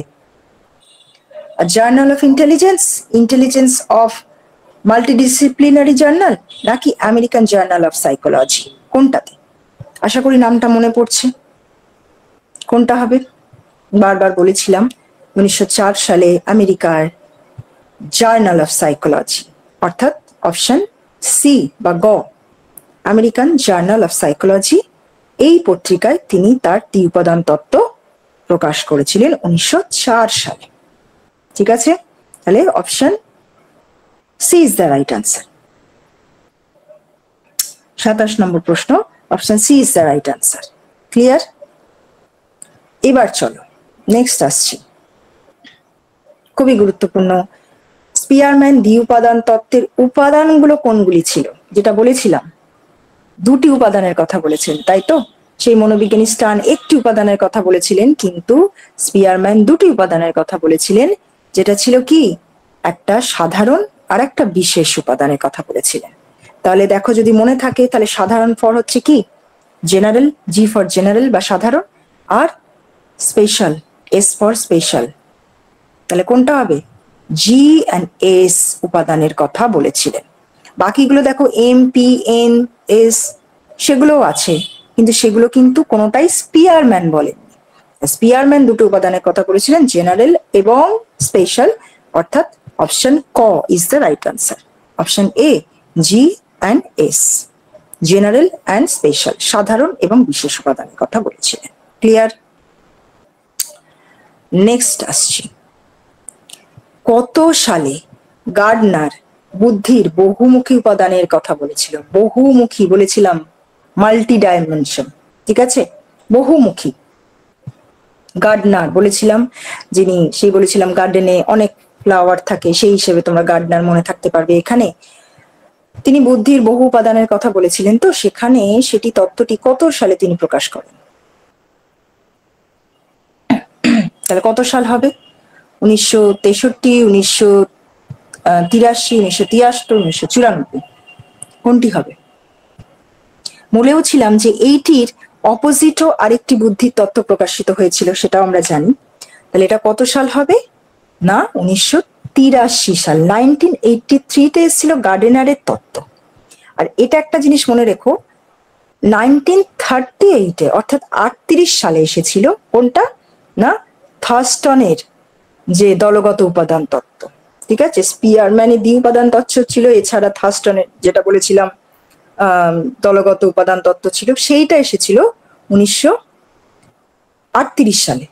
আর গার্ডেনারের তত্ত্ব এসেছিল 1983 সালে, ঠিক অপোজিট। এটা 83, ওটা ছিল 38, এইভাবে মনে রেখো, ঠিক আছে। তাহলে এটা হচ্ছে অপশন বি বা খ is the right answer. Clear আশা করি। নেক্সট, এইবার বলো, খুবই ভালো একটি প্রশ্ন, কোন গ্রন্থে গার্ডনার তার বুদ্ধি তত্ত্বটিকে প্রকাশ করেছেন? কোন গ্রন্থে বুদ্ধি তত্ত্বটিকে প্রকাশ করেছিলেন গার্ডনার? প্রত্যেকটা গ্রন্থই কিন্তু গুরুত্বপূর্ণ। এক্ষেত্রে তোমরা যদি প্রত্যেকটা গ্রন্থ জেনে থাকো, সেখানে কি হয়, অনেক মানে তোমরা যদি এখানে গার্ডেনারের গ্রন্থটি না জানো, বাকিগুলো যদি জানো, তাহলে কিন্তু এখান থেকে অপশনটা বার করে ফেলতে পারবে, রাইট অপশনটা। আমরা জানি অ্যাবিলিটিস অফ ম্যান কার লেখা? যদি জানো ভালো, না জানলে অবশ্যই জেনে নাও। অ্যাবিলিটিস অফ ম্যান স্পিয়ারম্যানের লেখা, ঠিক আছে। অ্যানিম্যাল ইন্টেলিজেন্স কার লেখা? অ্যানিম্যাল ইন্টেলিজেন্স হচ্ছে থর্নডাইকের লেখা। ট্রায়াল অ্যান্ড এরর মেথড যেটা আছে সেটা হচ্ছে অ্যানিম্যাল ইন্টেলিজেন্স।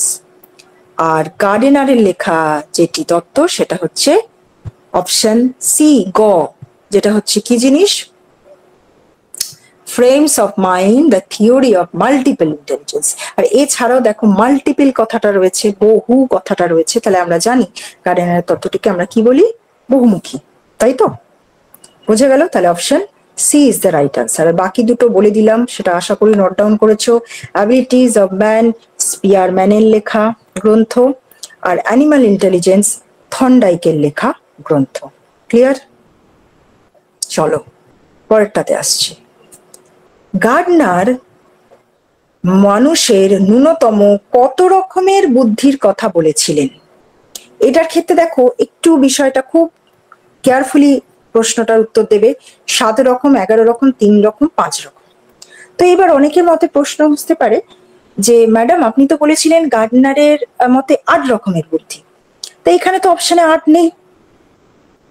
ভালো করে মনে রাখবে, কখনো কোনো অপশন ছেড়ে আসবে না, যেহেতু নেগেটিভ মার্কিং নেই। তাহলে অপশন 8-এর কাছাকাছি কতটা এসেছে? কে আছে? 7। তাহলে 7 অপশনটা করবে, কিন্তু এটা এইভাবে নয় যে 7 অপশনটা ম্যাডাম বললেন 8-এর কাছাকাছি আছে বলে এটা করতে না। প্রথমে মানে 1983-তে যখন তিনি বুদ্ধির উপাদানের কথা বলেন, সেখানে কিন্তু 7 প্রকার বুদ্ধির কথাই বলেছিলেন, মনে পড়ছে আশা করি। পরবর্তী ক্ষেত্রে তিনি আরো কিছু বুদ্ধির উপাদান তত্ত্বকে স্বীকৃতি দেন। ক্লিয়ার? তাহলে প্রথমে ন্যূনতম উপাদান হিসেবে তিনি 7টি উপাদানের কথাই বলেছিলেন, পরবর্তী ক্ষেত্রে অ্যাডিশন এসছে। বোঝা গেল? তাহলে এখানে অপশন কোনটা হবে? 7, অর্থাৎ ক is the right answer. Clear? Next চলো, এইবার দেখো এই যে গার্ডেনারের তত্ত্বগুলো বলছিলাম বা বুদ্ধির উপাদানের কথা বলছিলাম, সেখানে গার্ডেনার কোনটি মানে প্রস্তাবিত এই যে চারটে অপশন রয়েছে সেখানে বুদ্ধির তত্ত্বের অন্তর্ভুক্ত নয়। তাহলে এবার দেখতে পাচ্ছ স্থানিক বুদ্ধির কথা অবশ্যই তিনি বলেছেন। স্থান মানে স্পেশিয়াল যেটাকে বলা হয়েছিল, যেরকম বলা হয়েছিল যে একজন নাবিক বা একজন ড্রাইভার তিনি যখন ড্রাইভ করছেন বা সিট চালাচ্ছেন তখন তার অবশ্যই স্থানিক বুদ্ধিটা থাকা দরকার। দেহ সঞ্চালনমূলক অবশ্যই বডিলি যেটা বলা হয়েছিল যে অ্যাথলেটিক যারা তাদের অবশ্যই সেই বুদ্ধিটা থাকবে। ভাষাগত বুদ্ধি অবশ্যই ভার্বাল, যারা হচ্ছেন ধরো বক্তা কোনো নেতা অবশ্যই তাদের ভার্বাল বুদ্ধিটা থাকতে হবে। তাহলে যেটাকে তিনি বুদ্ধিটা উপাদানের কথা বলেননি সেটা হচ্ছে কোনটা, মূর্ত বুদ্ধি। মূর্ত বুদ্ধি বলে কোনো উপাদানের কথা তিনি বলেননি।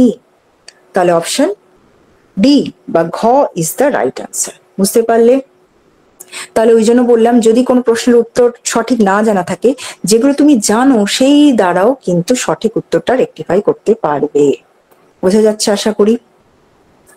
নেক্সট, এইবার দেখো যেটা একটু আগেই বলছিলাম, 1998 সালে নিচের কোন শ্রেণীর বুদ্ধিকে তিনি, এখানে তিনি বলতে কিন্তু গার্ডেনারের কথা বলা হয়েছে, ক্লিয়ার? এখানে তিনি বলতে গার্ডেনারের কথা বলা হয়েছে, নতুন করে তার তত্ত্বে সংযুক্ত করেন। তাহলে একটু আগেই যে প্রশ্নটা আলোচনা করলাম উত্তরে, যে তিনি প্রথমত 7 প্রকার বুদ্ধির কথা বলেছিলেন, ঠিক আছে? 83 সালে যখন 1983-তে তার বুদ্ধি তত্ত্ব প্রকাশ করেন তখন তিনি 7 প্রকার বুদ্ধির কথা বলেছিলেন। কিন্তু পরবর্তী ক্ষেত্রে তিনি তার মানে বুদ্ধি তত্ত্বে নতুন উপাদানকে অ্যাড করেন। সেটা কোন বুদ্ধির কথা? প্রাকৃতিক বুদ্ধি, নাকি ভাষাগত বুদ্ধি, নাকি যুক্তিগাণিতিক বুদ্ধি, নাকি স্থানিক বুদ্ধি? কোনটা হবে? দেখো কোনটা নতুনত্ব বলে মনে হচ্ছে? অলরেডি ভাষাগত বুদ্ধি তো আমরা পড়ে এসেছি, বাচনিক বি। যুক্তিগাণিতিক বুদ্ধি অবশ্যই রিজনিং, গাণিতিক যুক্তি, যিনি যারা ম্যাথামেটিশিয়ান হবেন তাদের তো সেই বুদ্ধিটা অ্যাপ্লাই করতেই হবে। স্থানিক বুদ্ধি একটু আগেই বললাম যারা নাবিক, পাইলট, তাদের তো থাকতেই হবে। তো নতুন ভাবে যে বুদ্ধিটা তিনি অ্যাপ্লাই করেছিলেন বা তত্ত্বটাকে তিনি অ্যাড করেছিলেন সেটা হচ্ছে প্রাকৃতিক বুদ্ধি, নেচার বলেছিলেন না, তাই তো? যে শ্রেণী, বিভিন্ন রকমের মানুষ, তার মধ্যে এই যে ক্লাসিফিকেশন, যে ধরো গাছের মধ্যে ক্লাসিফিকেশন, যে কোনটি গুল্ম, কোনটি বৃক্ষ, কোনটি আবার তোমার তৃণ, মানুষের মধ্যে আবার কারা কারা বিভিন্ন রকমের মেল ফিমেল, মানে এই ধরনের। প্রাণীর মধ্যে আবার ভাগ আছে, ঠিক আছে? তো কেউ কেউ আবার ওই যে সরীসৃপ, নাকি কেউ কেউ উভয়চর, কেউ জলচর, কেউ স্তন্যপায়ী। তো এই ধরনের যে বুদ্ধিগুলো অ্যাপ্লাই করার জন্য তিনি প্রাকৃতিক বুদ্ধিটাকে অ্যাড করেছিলেন। বোঝা গেল? তাহলে অপশন এ বা ক is the right answer. Clear? দেখতে পাচ্ছ কত সূক্ষ্ম ভাবে প্রশ্ন আসছে। নেক্সট চলো আসছি, নিচের কোনটি বিশেষ উপাদানের বৈশিষ্ট্য? তাহলে বিশেষ উপাদান এস, জি আমরা কোথায় পড়েছি মনে করতে পারছো? কোন মনোবিজ্ঞানী বলেছেন? সেই মনোবিজ্ঞানী স্পিয়ারম্যান, তাই তো? তাহলে জি উপাদানের কথা বলেছেন জেনারেল, এস উপাদানের কথা বলেছেন অর্থাৎ যেটাকে বলছি আমরা স্পেশাল। তো স্পেশাল বুদ্ধির উপাদানগুলোর কথা তিনি কি বলেছেন? আমার বুদ্ধি তিনি যে স্পেশাল উপাদানের কথা বলেছিলেন তার যে বৈশিষ্ট্যগুলো ছিল সেগুলো কি কি? বিশেষ উপাদান অর্জিত, বিশেষ শক্তির ক্ষেত্রে ব্যক্তিগত পার্থক্য বর্তমান, মানে এস এর ক্ষেত্রে অবশ্যই একাধিক জনের একাধিক স্পেশাল বুদ্ধি থাকতে পারে, তাই তো? নর্মাল খাওয়া দাওয়া, ঘুমানো, জামা কাপড় পরা এগুলো সবাই পারে, কিন্তু কেউ এক্সট্রা ভালো ম্যাথ পাচ্ছে, কেউ ভালো আবার আঁকতে পারছে, কেউ ভালো গান করতে পারছে, কেউ ভালো রান্না করতে পারছে, কেউ ভালো ড্রাইভিং পাচ্ছে। তো সেগুলো তাদের স্পেশাল অ্যাবিলিটি বিভিন্ন থাকতেই পারে, অবভিয়াসলি এটা অর্জিত। আর একই ব্যক্তির মধ্যে একাধিক বিশেষ শক্তি থাকতে পারে, অবশ্যই থাকতে পারে। তো এটার অপশন তাহলে কি হবে? উপরে সবগুলো। Option D is the right answer. ঠিক আছে? আর যদি এস হয় এগুলি হলো, আর যদি এর অপোজিটটা হয় মানে জেনারেলটা হয় তাহলে কি হবে? এর ঠিক অপোজিট হবে। কারণ জেনারেল উপাদান যেটা বুদ্ধির সাধারণ যেটা সেটা কিন্তু অবশ্যই জন্মগত, সেটা অর্জিত হবে না, বা সেটা প্রত্যেক ব্যক্তির মধ্যে সমানভাবেই মোটামুটি উপস্থিত থাকে। যেগুলি দ্বারা আমরা সাধারণ কাজ করতে পারি। জি উপাদানটা সবার মধ্যেই থাকে, ঠিক আছে, এমনটা না সেটা একাধিক বা বিভিন্ন বস্তুর মধ্যে কম বেশি রয়েছে, না। ক্লিয়ার? এখানে অপশনটা হচ্ছে ডি, সবগুলো। পরেরটা চলো, যেটা হচ্ছে স্পিয়ারম্যানের পরবর্তীকালে কত সালে তার তত্ত্বের মধ্যে পরিবর্তন আনেন? এটা খুব গুরুত্বপূর্ণ এবং ট্রিকি প্রশ্ন। প্রথমে আমরা দেখেছি 1904 সালে স্পিয়ারম্যান তার আমেরিকার জার্নাল অফ সাইকোলজি গ্রন্থে তার তত্ত্বকে প্রকাশ করেন। তার তত্ত্বের জেনারেল এবং এস বলে দুটি উপাদান, বুদ্ধির উপাদানকে স্বীকার করেন। কিন্তু আমরা জানি সেই যে টেট্রাড সমীকরণ, সেই যে জ্যামিতিক সমীকরণ মনে আছে নিশ্চয়ই, পি কিউ আর এস, সেই যে বিয়োগকরণ বিপরীতকরণ, তো এইগুলি ছাড়াও পরবর্তী ক্ষেত্রে স্পিয়ারম্যানের তত্ত্বটা সমালোচিত হয় এবং সেখানে তিনি পরবর্তী ক্ষেত্রে আরো একটি উপাদান, যেটাকে বলা হয়েছে দলগত উপাদান, সেটাকে তার বুদ্ধি তত্ত্বে অ্যাড করেছিলেন। তো সেটা কবে হয়েছিল, এই যে চেঞ্জেসটা, সেটা কোন সালে এসেছিল? এটা হচ্ছে মনে রাখবে 1920 সালে। এটা পড়ানোর সময় বলেছিলাম, আশা করি যাদের মনে আছে ভালো, না হলে মনে রাখবে 1920 সালে। তাহলে অপশন ডি বা ঘ ইজ দ্য রাইট অ্যান্সার, 1920 সাল। ঠিক আছে? আর যেটা বললাম দলগত উপাদানকে তিনি অ্যাড করেছিলেন। নেক্সট আসছি 36 নম্বর প্রশ্ন। 36 নম্বর প্রশ্ন দেখো, টেট্রাড সমীকরণের উদ্ভাবক কে? অলরেডি আমি তোমাদের হিন্ট দিয়ে দিয়েছি, খুব ইম্পর্টেন্ট সেই যে টেট্রাড সমীকরণ বুদ্ধির ক্ষেত্রে, মনে আছে সেই আর সহগতি সহগাঙ্ক, ছোট হাতের যে আর লেটার দ্বারা প্রমাণিত হয়েছিল, আর এ বি, ঠিক আছে, into R B C minus R A D into R B D, এরকম যে ইকুয়াল টু 0 সমীকরণের মান 0 হয়েছিল, সেই যে টেট্রাড সমীকরণ, তাহলে কে বলেছিলেন? অবভিয়াসলি মনোবিজ্ঞানী স্পিয়ারম্যান। তিনি মানে বুদ্ধির যে গাণিতিক বা জ্যামিতিক ব্যাখ্যা দিয়েছিলেন, সেই মনে পড়ছে নিশ্চয়ই, ধনাত্মক ঋণাত্মক শূন্য সহগতির কথা বলেছিলেন, মনে আছে আশা করি। তাহলে সেটা হচ্ছে সমীকরণের কথা বলেছিলেন স্পিয়ারম্যান। অপশন সি বা গ ইজ দ্য রাইট আনসার। তাহলে 36টা প্রশ্ন অলরেডি আমরা কভার আপ করেছি। বুঝতে পারা যাচ্ছে কিনা বলবে, আশা করি তোমরা লিখছো বা করতে পারছো কি সেটাও তোমরা জানাবে, কার কটা ঠিক হচ্ছে সেটাও তোমরা অবশ্যই জানাবে। ঠিক আছে? নেক্সট চলো, অ্যাবিলিটিস অফ ম্যান গ্রন্থের রচয়িতা কে? এটা আমি আলোচনা করার সময় অলরেডি বলেই দিয়েছি এর উত্তরটা, তো দেখো তোমরা রিকল করতে পারো কিনা। তাহলে অ্যাবিলিটিস অফ ম্যান গ্রন্থের লেখক কে? স্পিয়ারম্যান নাকি স্টার্ন নাকি গিলফোর্ড নাকি থমসন? আশা করি প্রশ্নটা তোমরা আনসার করতে পেরেছো। অপশন এ স্পিয়ারম্যান, তাই তো? অ্যাবিলিটিস অফ ম্যান গ্রন্থের রচয়িতা হচ্ছেন স্পিয়ারম্যান। ক্লিয়ার? 37 নম্বর প্রশ্ন গেল, option A is the right answer.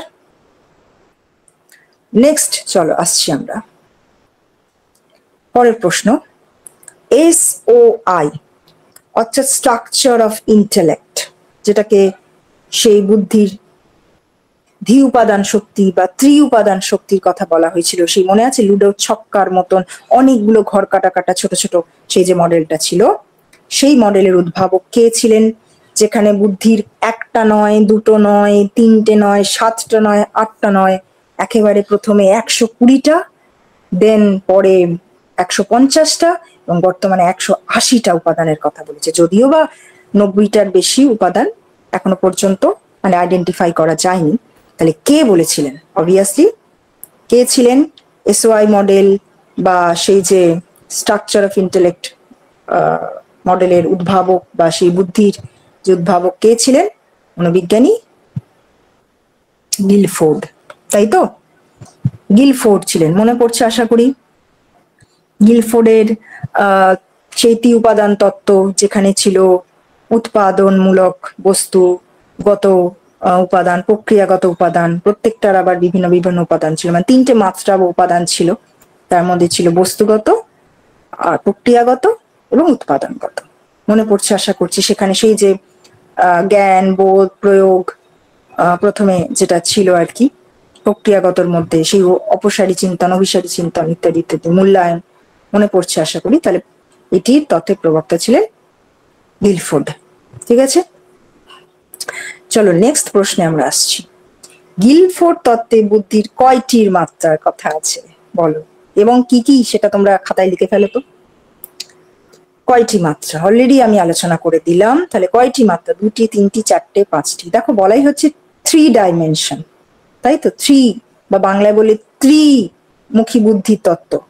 তো তাহলে obviously option B is the right answer. 3টে উপাদানের কথা বলেছিলেন, কি কি সেটা আমি বলে দিলাম। কি কি না, প্রথমে হচ্ছে প্রক্রিয়াগত মাত্রা, উৎপাদনমূলক মাত্রা, আর হচ্ছে বস্তুগত মাত্রা। তাই তো, বোঝা গেল আশা করি। টোটাল এই 3টের মধ্যে প্রথমে 120টা, দেন 150টা এবং পরে 180টা উপাদানের কথা বলা হয়েছে বুদ্ধির। ক্লিয়ার? চলো নেক্সট 40তম যে প্রশ্ন, অলরেডি বহু উপাদান তত্ত্ব। বোঝা গেছে আশা করি, বহু উপাদান তত্ত্ব যেটাকে বলা হচ্ছিল কোনটা, যেটাকে সেই যে আমরা থার্স্টনের বহু উপাদান তত্ত্বের কথা পড়েছি, যেটাকে বলা হলো সেখানে এম, এন, তাই তো, পি, আর, এস, এই রকম ভাবে সেই যে বুদ্ধির কথা বলেছিলেন, 7টি বুদ্ধির কথা বলেছিলেন, 7টি একক মৌলিক কথা বলেছিলেন, সেখানে ভি উপাদান দ্বারা কোন ক্ষমতাটাকে বোঝানো হয়েছে? দেখো ওখানে বলেছিলাম, মনে পড়ছে তোমাদের, M for memory, N for number, P for প্রত্যক্ষণ বা পারসেপশন, ছিল না সেখানে সেই 7টা উপাদান? তো এখানে ভি দ্বারা কি বোঝানো হয়েছে দেখো, একটু যদি বুদ্ধি খাটাও তাহলেই পেয়ে যাবে। ভি ফর মানে কি বলেছিলাম? ভার্বাল। মানে ভার্বাল মানে কি? বাচনিক। এই যে বলছিলাম ভার্বাল নন ভার্বাল, তাহলে ভি ফর ভার্বাল মানে বাচনিক। তাহলে দেখো বাচনিক কত নম্বরে আছে? অপশন সি বা গ তে রয়েছে, তাহলে গ ইজ দ্য রাইট আনসার। আর যদি হয় সংখ্যা, তাহলে সংখ্যা ইংরেজিটা কি? নাম্বার, তাহলে এন ফর নাম্বার। সংরক্ষণ মানে হচ্ছে তোমার যেটাকে বলা হয় তোমার যেটাকে আমরা বলে থাকি রিটেনশন, বা যেটাকে সংরক্ষণ তত্ত্বটাকে অনেক সময় আমরা বলে থাকি তোমার হচ্ছে যেটাকে তোমার রিজনিং বা এরকম ব্যাপারটা বলে থাকি। ঠিক আছে, আর স্থানিক যেটা হচ্ছে স্থান মানে ওই স্থান প্রত্যক্ষ স্পেশিয়াল, সেইভাবে ব্যাপারটা বলে থাকি। ঠিক আছে, তাহলে এখানে হচ্ছে বাচনিক, V, V for verbal. Clear? তাহলে অলরেডি দেখো আমরা 7টা সরি অলরেডি আমরা 40টা কভার আপ করে ফেলেছি, তাই তো?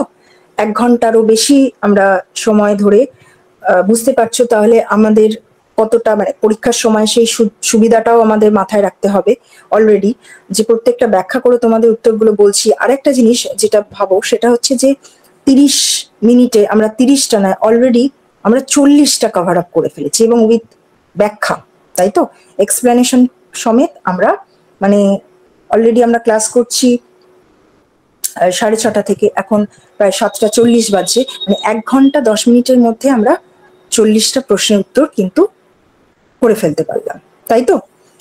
তাহলে তোমরা পারছো কিনা একবার, আচ্ছা 1 মিনিট, 40টা হয়েছে, আমি 1 মিনিট একটু ব্যাকে যাচ্ছি। তোমরা যদি মাইক আনমিউট করতে নাও পারো, 1 মিনিট দাঁড়াও।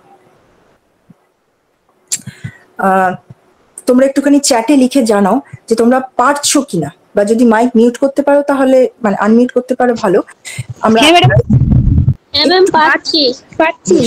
বুঝতে পারছো তো? এখন পর্যন্ত 40টার মধ্যে কতগুলো কারেক্ট হয়েছে আনসার? মোটামুটি অ্যাভারেজ বলো। ম্যাম 2-3টা ভুল হয়েছে। আচ্ছা, বেশ, good good, very good. Madam practice করলে সেটা হয়ে যাবে। হ্যাঁ বলো। আপনি ম্যাডাম, হ্যাঁ হ্যাঁ বলো। হ্যাঁ, আপনি গার্ডেনারের বুদ্ধির সময় যে 7টা বুদ্ধির কথা বলেছিলেন, তারপরে যখন একটা যোগ হয়েছিল প্রাকৃতিকটা, আপনি ওইখানে 1997 বলেছিলেন, আর এখানে কোশ্চেনে দেখলাম 1900। বুঝতে পেরেছি, কোনো কোনো বইতে ওই ইয়ারটা বলছো তো, সেখানে 97 বা হ্যাঁ 98 হ্যাঁ ম্যাম। বুঝতে পেরেছি, অসুবিধা কিছু নেই। ওটা কোনো কোনো ক্ষেত্রে 97 বলে, কোনো কোনো ক্ষেত্রে 98 বলে, ওটার ক্ষেত্রে অসুবিধা কিছু নেই। আবার ঠিক কখনো ঠিক। দেখবে পরবর্তী ক্ষেত্রে 2000ও এসে গেছে। আরো ও মানে একটি না, অ্যাকচুয়ালি অলরেডি 3টে বুদ্ধির কথা তিনি অ্যাড করেছিলেন। যেহেতু ওই মানে স্ট্রাকচারের মধ্যে 8টা বুদ্ধিকে এখনো পর্যন্ত কাউন্ট করা হয়, সেই জন্য আমি প্রাকৃতিক বুদ্ধি বললাম। অ্যাকচুয়ালি কিন্তু ওখানে আরো 3টে বুদ্ধিকে তিনি অ্যাড করেছিলেন। তো যাই হোক, যেহেতু ঠিক আমরা স্ট্রাকচারের মধ্যে 8টা বুদ্ধিকেই পাচ্ছি, ঠিক আছে, সুতরাং ওটা নিয়ে অসুবিধা নেই। 98ও ঠিক বলতে পারি, অনেক সময় 97ও বলতে পারি। এটা মনে রাখো যে এক্সট্রা 8 নম্বর অ্যাডিশনটা হয়েছিল সেটা হচ্ছে প্রাকৃতিক বুদ্ধি। ঠিক আছে। Clear? ম্যাম ওই একটা কথা বলছিলাম, দুটো বইয়ের নাম একটু বলবেন? বুঝতে পারলাম না কি বললে, আরেকবার। রুশোর বইয়ের নাম? ও আচ্ছা, না, লিখে নাও, সবার জন্য বইয়ের বলছি নাম, বলছি বলছি বলছি পেস্তালসির রুশো। বইয়ের নাম। ও আচ্ছা, পেস্তালোচ্ছি, বলে দিচ্ছি। পেস্তালোচ্ছির লেখো লিওনার্দো অ্যান্ড গাট্রুড। লিওনার্দো অ্যান্ড গাট্রুড মানে লিওনার্দো একটি পুরুষের নাম আর গাট্রুড হচ্ছে একজন মহিলার নাম, ঠিক আছে। তাদের চরিত্র অনুসারেই তিনি অ্যাকচুয়ালি ওই গ্রন্থটা লিখেছিলেন। আর সেকেন্ড যেটা বললাম, how Gertrude teach her children, ঠিক ম্যাম আছে। স্পেলিং একটু বলতে হবে, বুঝতে পারছি না ঠিকঠাক। টয় প্রথমটা আকার টয় রফলা হর্ষৌ ট, গাট্রুড এটা লিখে রাখো, তাহলেই হবে, ঠিক আছে। GARTRUT, গাট্রুড, ঠিক আছে। লিওনার্দো, লিওনার্দো হ্যাঁ লিওনার্দো অ্যান্ড গাট্রুড মানে ওনারা মানে একজন মহিলা একজন পুরুষ ছিলেন। তো তাদের অ্যাকচুয়ালি মানে জীবন কাহিনীটার মধ্যে দিয়ে কিভাবে তারা তাদের স্টুডেন্টকে মানে সরি স্টুডেন্ট বলছি, তারা তাদের চিলড্রেনকে কিভাবে পড়াশোনা করাচ্ছেন, ঠিক সেইভাবে মানে যেরকম তোমার এমিল গ্রন্থটা লিখেছিলেন রুশো, ঠিক যেভাবে ওই এমিল বলতে একটা শিশুকে কাল্পনিক হিসেবে ব্যাখ্যা করে তিনি ব্যাপারটা বলেছিলেন, ঠিক সেরকম ভাবে এখানেও পেস্তালসি অ্যাকচুয়ালি রুশোরই ভাবশিষ্য বলা চলে। তোমরা ফিলোসফিতেও ব্যাপারগুলো জেনে থাকবে। তো সেই ক্ষেত্রে বিষয়টা হচ্ছে যে এই দুটো গ্রন্থের মধ্যে দিয়ে কিভাবে শিক্ষার্থীকে শিক্ষা দেওয়া হবে সেখানে তিনি দেখিয়েছেন। কেমন ওই গাট্রুড বলে মহিলা, তিনি তার চিলড্রেনদেরকে কিভাবে শিখিয়েছেন, সেইভাবে তিনি ওই শিক্ষাদানের পদ্ধতিটাকে ব্যাখ্যা করেছেন, বুঝতে পারলে? এই হচ্ছে সেকেন্ড বইয়ের নাম কি বললেন? How Gertrude teach her children, কিভাবে গাট্রুড তার ছেলে মেয়েদের শিখিয়েছিলেন, ঠিক আছে। How Gertrude teach her children. Ma'am গিলফোর্ডের 3টে যে মাত্রা বললেন একটু বলে দেবেন? হ্যাঁ বলে দিচ্ছি, উপাদানমূলক মাত্রা, প্রক্রিয়াগত মাত্রা আর বিষয়বস্তুগত মাত্রা। উপাদান, প্রক্রিয়াগত আর বিষয়বস্তু, ঠিক আছে। যেটা বললাম অলরেডি, আগে ছিল 120টা উপাদান, দেন 150টা, 180টাও হয়ে গেছে পরবর্তী ক্ষেত্রে। কিন্তু ওই 180টা উপাদানের কথা বললেও মানে এখনো পর্যন্ত 90টিকে আইডেন্টিফাই করা গেছে, ঠিক আছে। ওকে চলো, তাহলে এই অবধি আমরা মোটামুটি ক্লিয়ার। তাহলে বাকি আরো চলো 20টা প্রশ্ন ঝটাপট আমরা করে ফেলি। আচ্ছা তোমরা সবাই করছো তো আনসারটা খাতায়? মানে ABCD অন্তত এইটুকু লিখছো তো, সেইটা বলতে চাইছি। বুঝতে পারলে? তো যে জায়গাগুলো ভুল হচ্ছে সেগুলো কিন্তু রেকটিফাই করে দিও। চলো নেক্সট আমরা গ্রন্থগুলো তো পাচ্ছি না। কোনটা বলো? মানে গ্রন্থগুলো দিয়ে যে কোশ্চেন গুলো হচ্ছে আগে যে মনোবিদ্যা থেকে হলো ওইগুলো কিন্তু পাচ্ছি না। মনোবিদ্যা থেকে মানে আগের যেগুলো বলতে বুঝতে পারছি না, কি বলতে চাইছো? যেমন প্রথমের একটা গ্রন্থ আমাদেরকে জিজ্ঞাসা করা হয়েছিল, child is a book which the, ওটা গ্রন্থ নয়, ওটা গ্রন্থ নয়। না উক্তিগুলো বুঝতে পারছি না। হ্যাঁ ম্যাম বুঝতে পারছো না কেন? বুঝতে পারছো না? আমি সবটা তো ব্যাখ্যা করে বললাম। না বুঝতে পারছি, বলছি এইরকম উক্তি তুলে দিলে তো ম্যাম আমাদের তো সব জানা নেই। না আমি বললাম কি এগুলো তোমাদের জানার দরকার নেই, যেই 3টে বলেছি ওই 3টে মনে রাখো এনাফ তোমাদের ক্ষেত্রে, ঠিক আছে। আর সাইকোলজির ক্ষেত্রে নয়।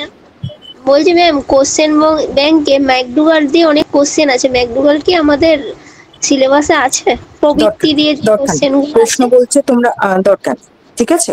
কারণ দেখো যখন সাইকোলজি পড়ছো তখন তো ওভারঅল সাইকোলজি নিয়ে সেখানে প্রশ্নগুলো দিচ্ছে। যারা এডুকেশনের স্টুডেন্ট, যারা সাইকোলজি স্টুডেন্ট, তারা ডিটেলসটা জানবে। কারণ বই যখন একটা তৈরি হচ্ছে সে তো আর আলাদাভাবে ভাববে না যে এটা ফিলোসফি স্টুডেন্টদের জন্য, এটা সাইকোলজি স্টুডেন্টের জন্য। বুঝতে পেরেছো? আশা করি তোমাদের যতটা সিলেবাস আছে অ্যাকর্ডিং টু সিলেবাস এগুলো করো, এনাফ। বোঝা গেল? বিষয়গুলো হ্যাঁ, বুঝে নাও, আইডিয়াটা নাও, কনসেপ্ট ক্লিয়ার, দ্যাটস এনাফ। চলো তাহলে এবার একটুখানি আনমিউট হয়ে যাও প্লিজ সবাই। তাহলে বাকি আরো প্রশ্নগুলো যে কটি রয়েছে আমাদের 40-এর পর থেকে সেগুলো আমরা একটুখানি আলোচনা করে নিই। দাঁড়াও, ঠিক আছে, ভয় পাবার কিছু নেই। তোমাদের যেরকম মানে যদি বাই চান্স দিয়ে দেয়, সেই জন্যই আমি সেই উক্তি 3টি দিয়ে দিলাম, ঠিক আছে।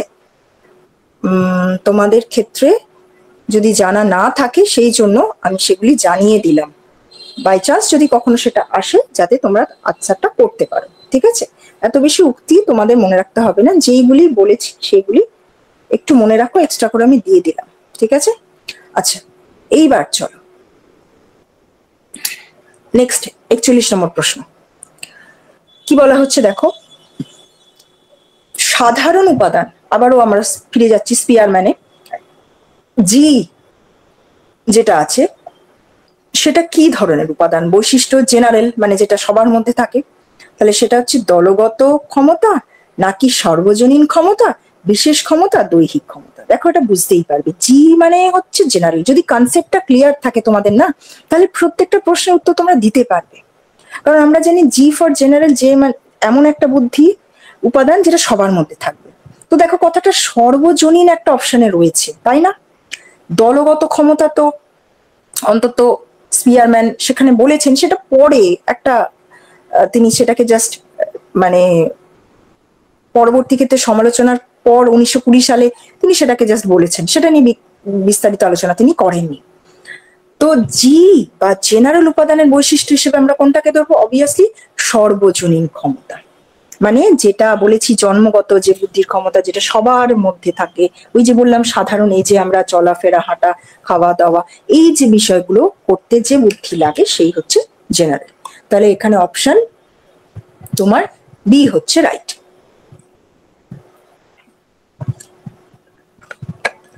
এইবার দেখো আমরা আসছি অনুবর্তন তত্ত্ব।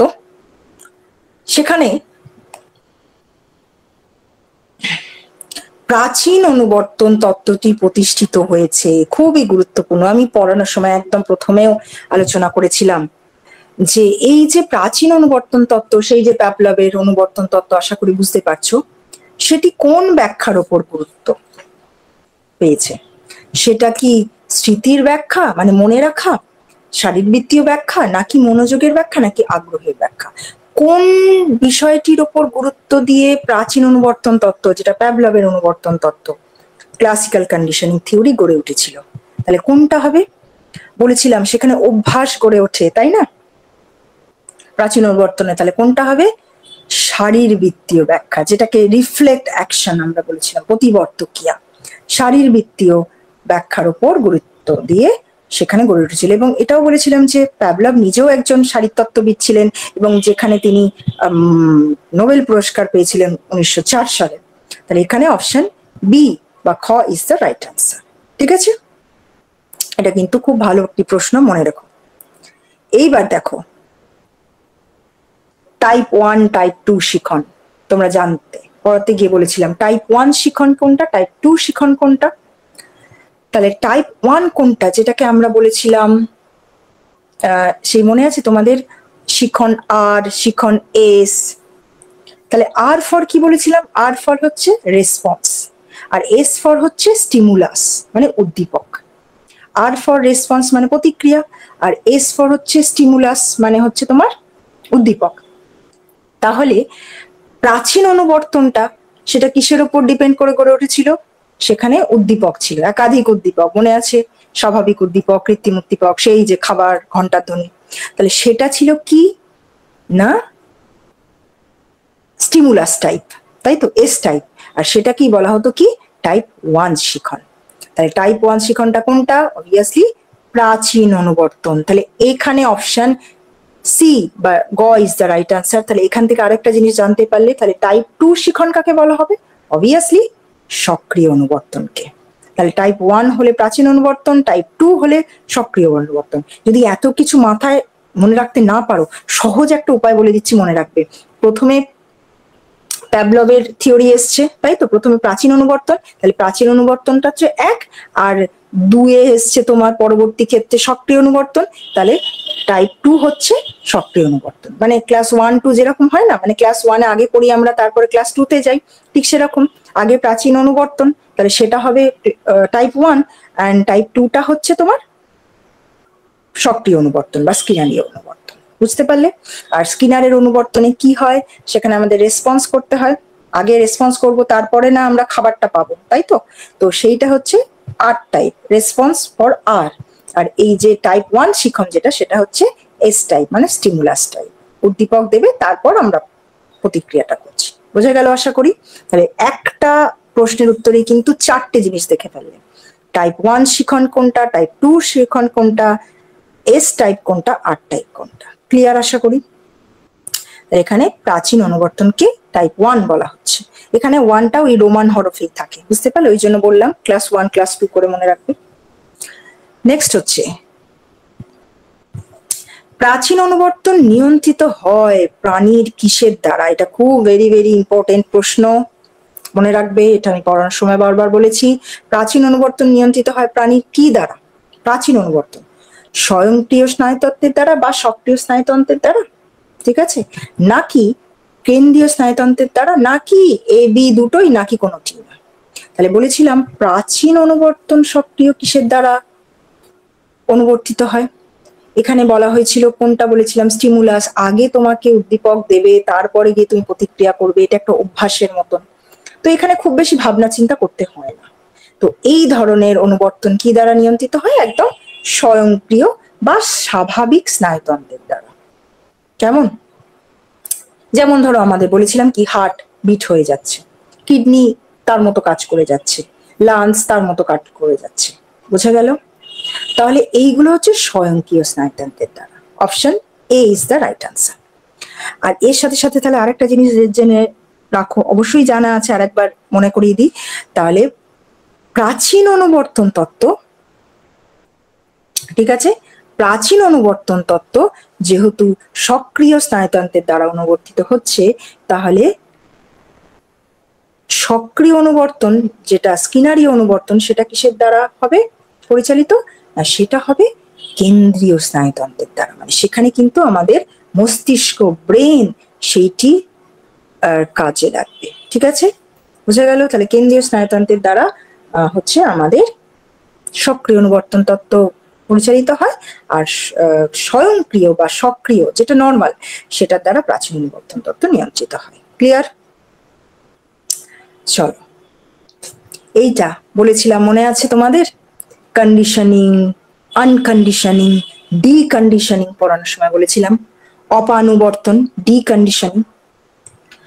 অনুবর্তন কোনটাকে বলেছিলাম? যেটা পরিবর্তন হচ্ছে, ঠিক আছে, যে উদ্দীপক, যে আচরণ অনুবর্তিত হচ্ছে, পরিবর্তন হচ্ছে, সেটাকে বলা হয়েছিল অনুবর্তন, কন্ডিশনিং। আর যেগুলি পরিবর্তন হচ্ছিল না, বাকি দুটো, যেরকম খাদ্য আর সজাগ, যেটা বাদ চলে যাচ্ছিল, সেগুলোকে বলা হয়েছিল কি? অনুবর্তন। ঠিক আছে, আনকন্ডিশনিং। আর যেটা বলেছিলাম যে কখনো কখনো যদি আমরা প্র্যাকটিস না করছি, বা একবার তাকে খাবার দিলাম ঘন্টা বাজিয়ে, কিন্তু দীর্ঘদিন আমরা সেই কাজটা করলাম না, তখন সেই অনুবর্তনটা কি হবে? ক্রমশ কমে যাবে, যা হ্রাস পাবে। সেইটাকে বলেছিলাম কি? অপানুবর্তন বা ডিকন্ডিশনিং।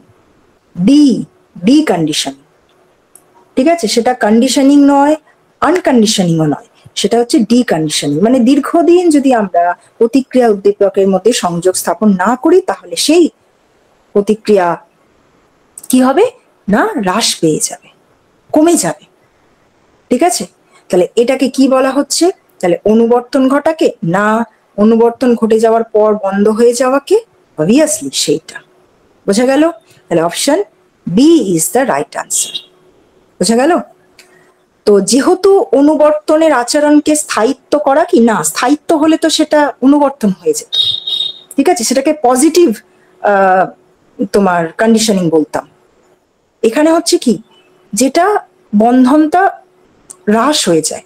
মানে ধরো তুমি কুকুরটিকে মানে কি বলা হয়, খাদ্য দিয়েছিলে ঘন্টা বাঁচিয়ে, কিন্তু এটা 1 সপ্তাহ দিলে তার মধ্যে একটা সাধারণ ক্রিয়া তৈরি হলো, একটা অভ্যাস তৈরি হলো, কিন্তু তারপর তুমি 1 মাস বন্ধ করে দিলে, তারপর দেখবে আর সে কিন্তু আগের মতো ওই রকম ঘন্টা বাজালেই তার লালাক্ষরণ হচ্ছে না। তো এই যে অনুবর্তনটা হ্রাস পেয়ে যাওয়া বা সেটা বন্ধ হয়ে যাওয়া, সেইটাকে বলা হচ্ছে অপানুবর্তন বা ডিকন্ডিশন। ক্লিয়ার? যেরকম আমরা হয় না, অনেক ছোটবেলায় অঙ্ক শিখেছি, কিন্তু ক্লাস 10 অব্দি অঙ্ক করে এসেছি, মাধ্যমিকে পাশ করেছি, কেউ কেউ তো ভালো মার্কসও পেয়েছো, 100-এ 100ও পেয়ে গেছো, কিন্তু দীর্ঘ 5 বছর তুমি যদি সেটা প্র্যাকটিস না করো, তাহলে কি সেই গতিতে তুমি সেই অঙ্কগুলো সঠিকভাবে আবারও কি করতে পারবে না? তো সেইখানে ওই যে বন্ডিংটা, সেটা উদ্দীপক প্রতিক্রিয়ার মধ্যে হ্রাস হয়ে গেছে, সেটাকে বলা হচ্ছে ডিকন্ডিশনিং বা অপানুবর্তন। সুতরাং option B is the right answer. চলো নেক্সট দেখো, অনুবর্তনের অপর একটি অবস্থার নাম কি? দেখো একটু আগেই আমি বলে দিলাম, তাহলে কোনটা হবে বলো? লালাক্ষরণ নাকি উদ্দীপকের প্রতিস্থাপন, সজাগ বা খাদ্যবস্তু? অনুবর্তন বলেই দিলাম, সেটা কি হবে? চেঞ্জেস হবে, তাই তো, পরিবর্তন ঘটবে। তাহলে কি হবে এটা? উদ্দীপকের প্রতিস্থাপন। যেটা বলেছিলাম, ওই যে স্বাভাবিক উদ্দীপক দিয়ে যে কাজটা হচ্ছিল, সেই স্বাভাবিক উদ্দীপকটাকে আমি না দিয়ে অলরেডি কৃত্রিম উদ্দীপকটাকে দিয়ে স্বাভাবিক কাজটা করাচ্ছি। তাহলে উদ্দীপকটা কি চেঞ্জ হয়ে গেল তো, তাই না? এর জায়গায় বি চলে এলো, বি এর জায়গায় সি চলে এলো, এইভাবে চেঞ্জ হচ্ছে উদ্দীপকটা আমরা উপস্থাপন করছি। তাহলে উদ্দীপকের প্রতিস্থাপন, বোঝা গেল? একটির জায়গায় আরেকটি, ধরো নতুন একটি বিষয় ছিল, সেটাকে পুরাতন দিয়ে রিপ্লেস করা হলো, বা একটির জায়গায় অন্য আরেকটি মেশিন, একটা মেশিনে তুমি কাজ করছিলে, সেই মেশিনটা জায়গায় আরো একটি নতুন অ্যাডভান্স মেশিন নিয়ে আসা হলো, তাহলে সেটাকে প্রতিস্থাপন করা হচ্ছে। তাহলে অনুবর্তনের অপর একটি অবস্থান হলো উদ্দীপকের প্রতিস্থাপন। তো অলরেডি আমরা 46 নম্বর প্রশ্নের উত্তর পেলাম খ।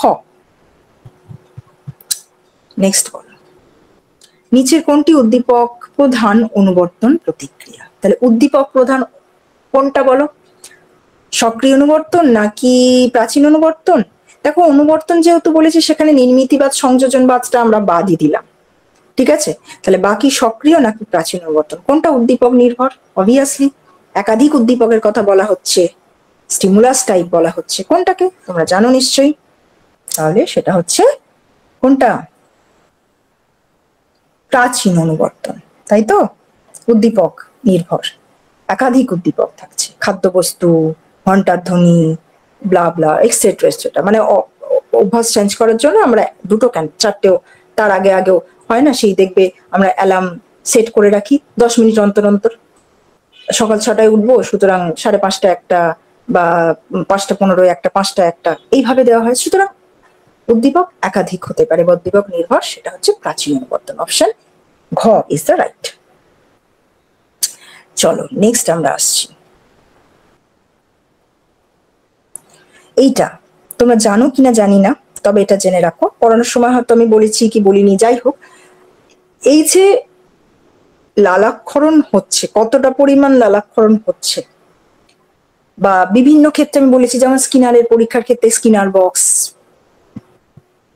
প্যাভলভের পরীক্ষার ক্ষেত্রে বিভিন্ন রকম যন্ত্রাংশ, বা থর্নডাইকের পরীক্ষার ক্ষেত্রে পাজল বক্স, এরকম ব্যবহার করা হয়। তো এই যে প্যাভলভের প্রাচীন অনুবর্তন তত্ত্বে কোন যন্ত্রের সাহায্যে ওই যে কুকুরের যে লালাক্ষরণটা হচ্ছে, সেই কতটা লালাক্ষরণ হচ্ছে, সেইটাকে পরিমাপ করা হয় একটি যন্ত্রের দ্বারা, মেশিনের দ্বারা। সেটার নাম কি?